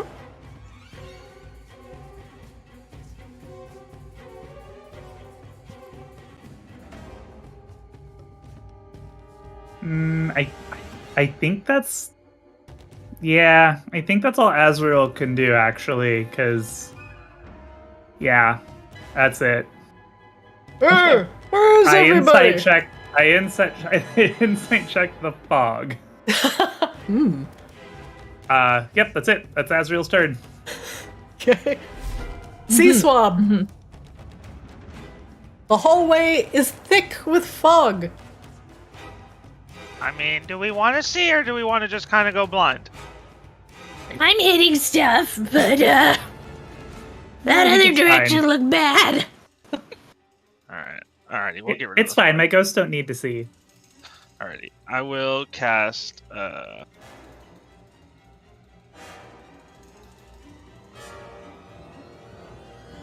I gotta read this to make sure.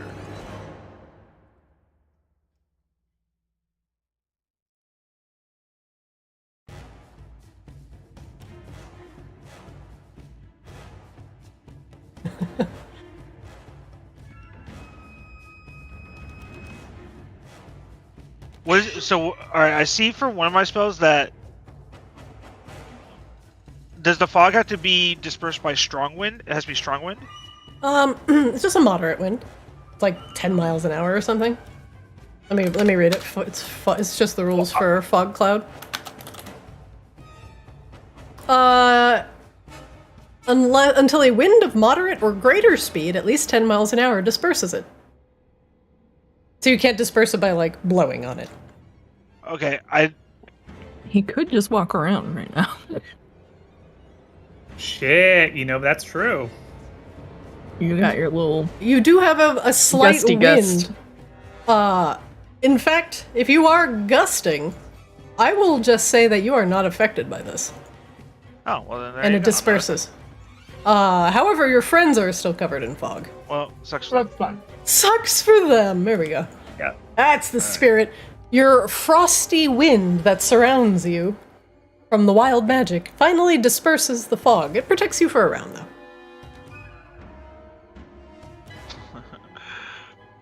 Alrighty, hold on. Let me double check Grabella's just swinging at meat until she doesn't hear meat anymore. Down the east hallway, darkness. Down the west hallway, darkness. Alrighty, hold on, let me read this, double check real quick. Alrighty.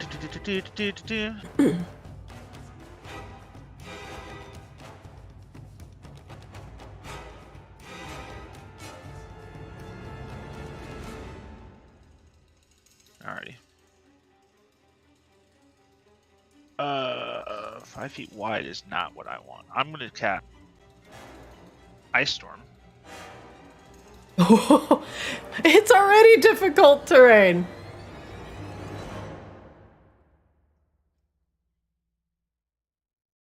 Oh my fucking god.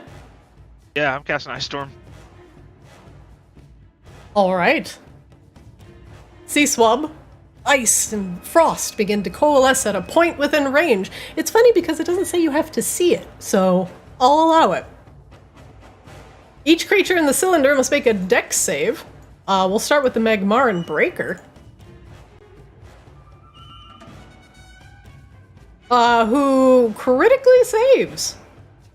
And will take half as much damage on a successful save. The Duragar Zarin in the front. Make the next save. Also succeed. The Stone Guard succeeds. And the Warlord, the large Warlord, fails. Give me that damage. Alright, half of 23 on all of these will be, we'll call it a 12. We'll round up. 12 damage as ice batters the Stone Guard and the Zarin. You hear their cries and the crunching of their skulls as massive pieces of hail come out of nowhere. The Duragar Warlord is going to take a full 23 damage. And everything is difficult terrain. Okay, it's still difficult terrain. It is incredibly difficult terrain. And since I can't see anything, that'll end my turn. Very good. Yes, this was what made you not see. The Hammerer is going to decide to take a few steps back here. I'm going to think about what he's going to do.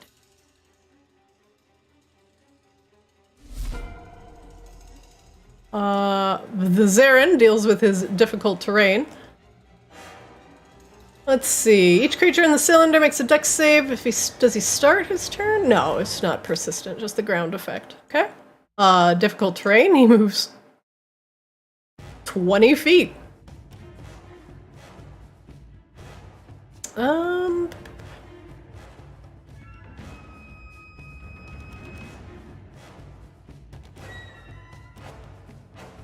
He is going to cast invisibility on himself.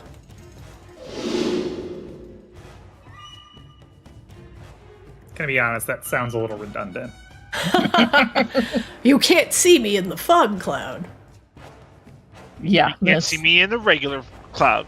but we can still see your fog cloud. This guy's gonna disengage. And step away from the Grabella. I don't know why he would be so concerned. The Zarin in the darkness, however, Grabella, you hear a click, click. And then there is a roar as he begins to fire his slow thrower down the hallway. You guys okay over there? Yeah.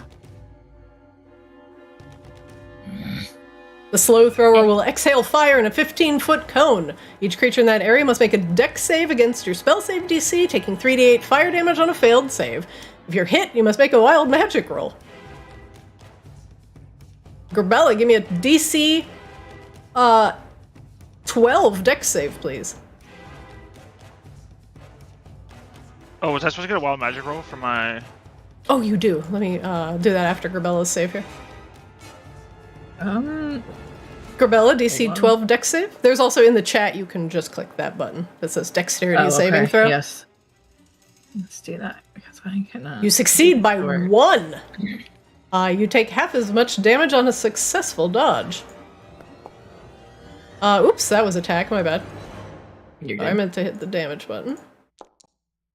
Wow, I kind of high rolled that too. Grabella, you take 7 damage. I'll have you apply that. Can I have Azrael's spiritual weapon make me a DC 12 dex save? No. Any day now. It doesn't. I mean, it doesn't. It doesn't do that. It's not really there. It takes damage though. No, it doesn't. Am I applying this incorrectly? Am I just putting -7 in here, or? Yeah. Oh, just right-click your token and hit -7 in the hit point area. There you go. All right. I'm pretty sure you can kill spiritual weapons. You cannot. You can in Baldur's Gate. What? Because Baldur's Gate nerfed the shit out of them. But yeah, no, that's not how spiritual weapons work. They're not actually like a thing you can even attack. Well, Sea Swab, you ready for your wild magic throw? Yeah. Caster declares he has the power to absolve sins. Well, Sea Swab. Apparently you are now you're veering off your brand. now you're on somebody else. You are Lord of the Broshen. Azrael, look at me. Look at me. I am the religious person now. You can cleanse anything with thunder and fire. I literally can't look at you, Sea Swab. I don't know where you are. Because I am all-knowing and all-powerful. I'm here, but you do not see me, just like a real god. Oh my god. I don't like this conversation. Let me get rid of that template here real quick. And the Zarin is done. For now, I believe it is the start of round 4. And before we get too far without Kozlo, I think this is a good point where we can stop and then fold him into the combat as he is dealing with the sparking ley line, and hopefully securing a way out of the Obsidian Halls as you have worked your way in. For now, we will pause the session in this chaotic moment as the room is full of darkness. The ground is roiling and boiling as if it were unstable lava. Ice and slow are both being thrown about, and everyone except Sea Swab is enshrouded in thick fog. But where is Charlindra? And why are all these dwarves here? And who is the muscle mommy? Well, Grabella recognizes the dwarves from the Earth Genasi lady. That is true. And if she doesn't find Charlinda at the end of this, that lady's gonna have a break.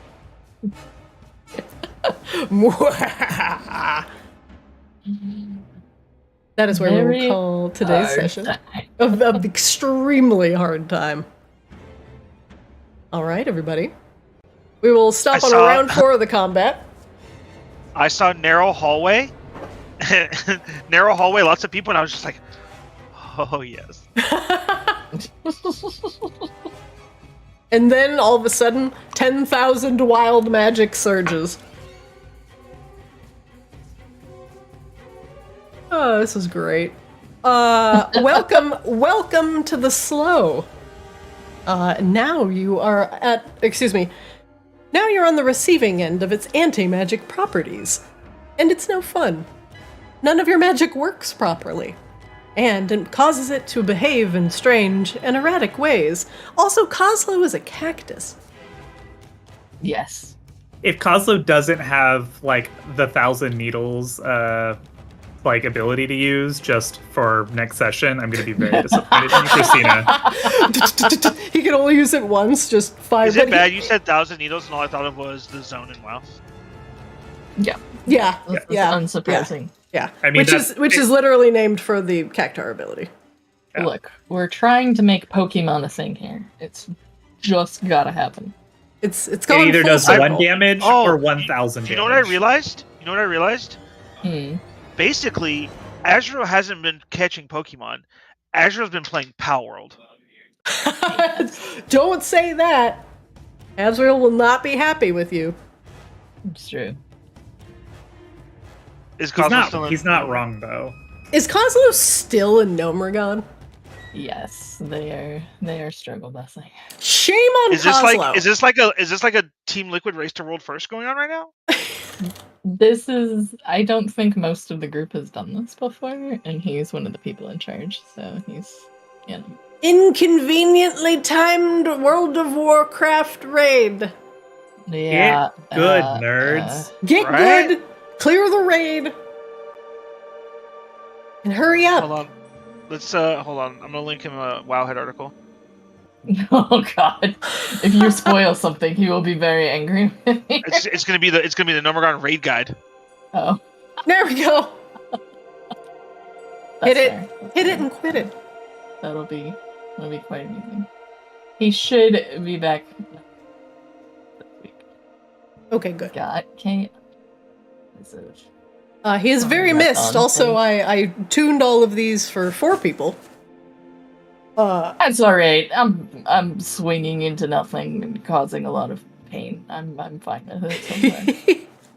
Once Big Mommy comes around the corner, though, I'm sure I'm gonna get some screaming from a certain Kenku that thought she was hot for a second. But it's fine. Oh yeah. Also, I can't wait to every time I try and look at what's up? No. What?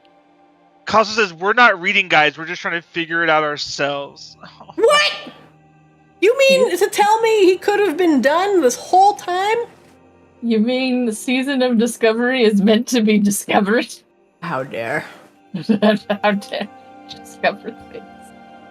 Does he want, weak auras? Do they not use weak auras? He uses weak auras. I see him using weak auras. I saw him open the interface. It's a thing. They're just learning. Well, next week, this will be... Well, he might be streamathoning, but he won't miss D&D. That's for sure. Oh my God. Sure. Wow, words are hard. All right, please tell Cosmo I beg him to not miss another week of D&D. Yeah, no, I will tell him that he is absolutely not optional next week. We'll make it work. Or else 3 weeks in a row, I start getting concerned that the game was not working out for him. So.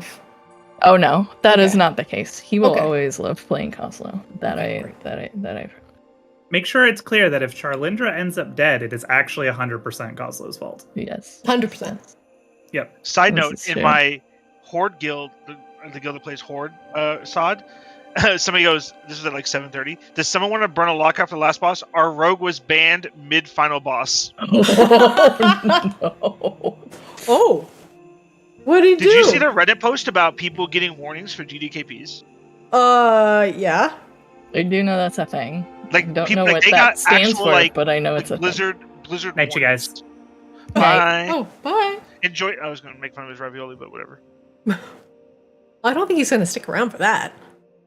Yeah. I know. He's going to go enjoy that ravioli. Yeah, we were talking a couple weeks ago about the GDKP thing and how I was like, how are they going to enforce that? But I guess ham-fistedly. Mm-hmm. Seems so. I'm going to send you this. I'm going to DM this to you because I don't want to clog up this Discord with. No, it's fine. It's fine. For now, I will let you both go. I'm going to say goodbye to the stream and call it an evening. Bye, stream. I don't know if they can hear me, but bye, stream. They can hear you. Everyone can hear you. All right, guys. Have a good night. I will be chatting with you in Discord, and I hope to see you next week. Sound good? Bye. All right. That is it for Kaamos today. Whoa. We were minus a C-Swab, minus a Coslo, because apparently he's playing Season of Discovery. I discovered I was minus a Goblin. Hopefully we'll have Coslo back next week. We hit a big milestone. We are now officially partnered on YouTube. So check out our YouTube channel over at Arctis DD. You can catch all of our VODs. And thank you so much for your support. If you've been watching, I greatly appreciate it. Thank you, thank you. Appreciate the congrats. We have lots of videos, lots of good D&D content up there. And if you want to watch it short form, we post those up on Play Arctis on Twitter and TikTok.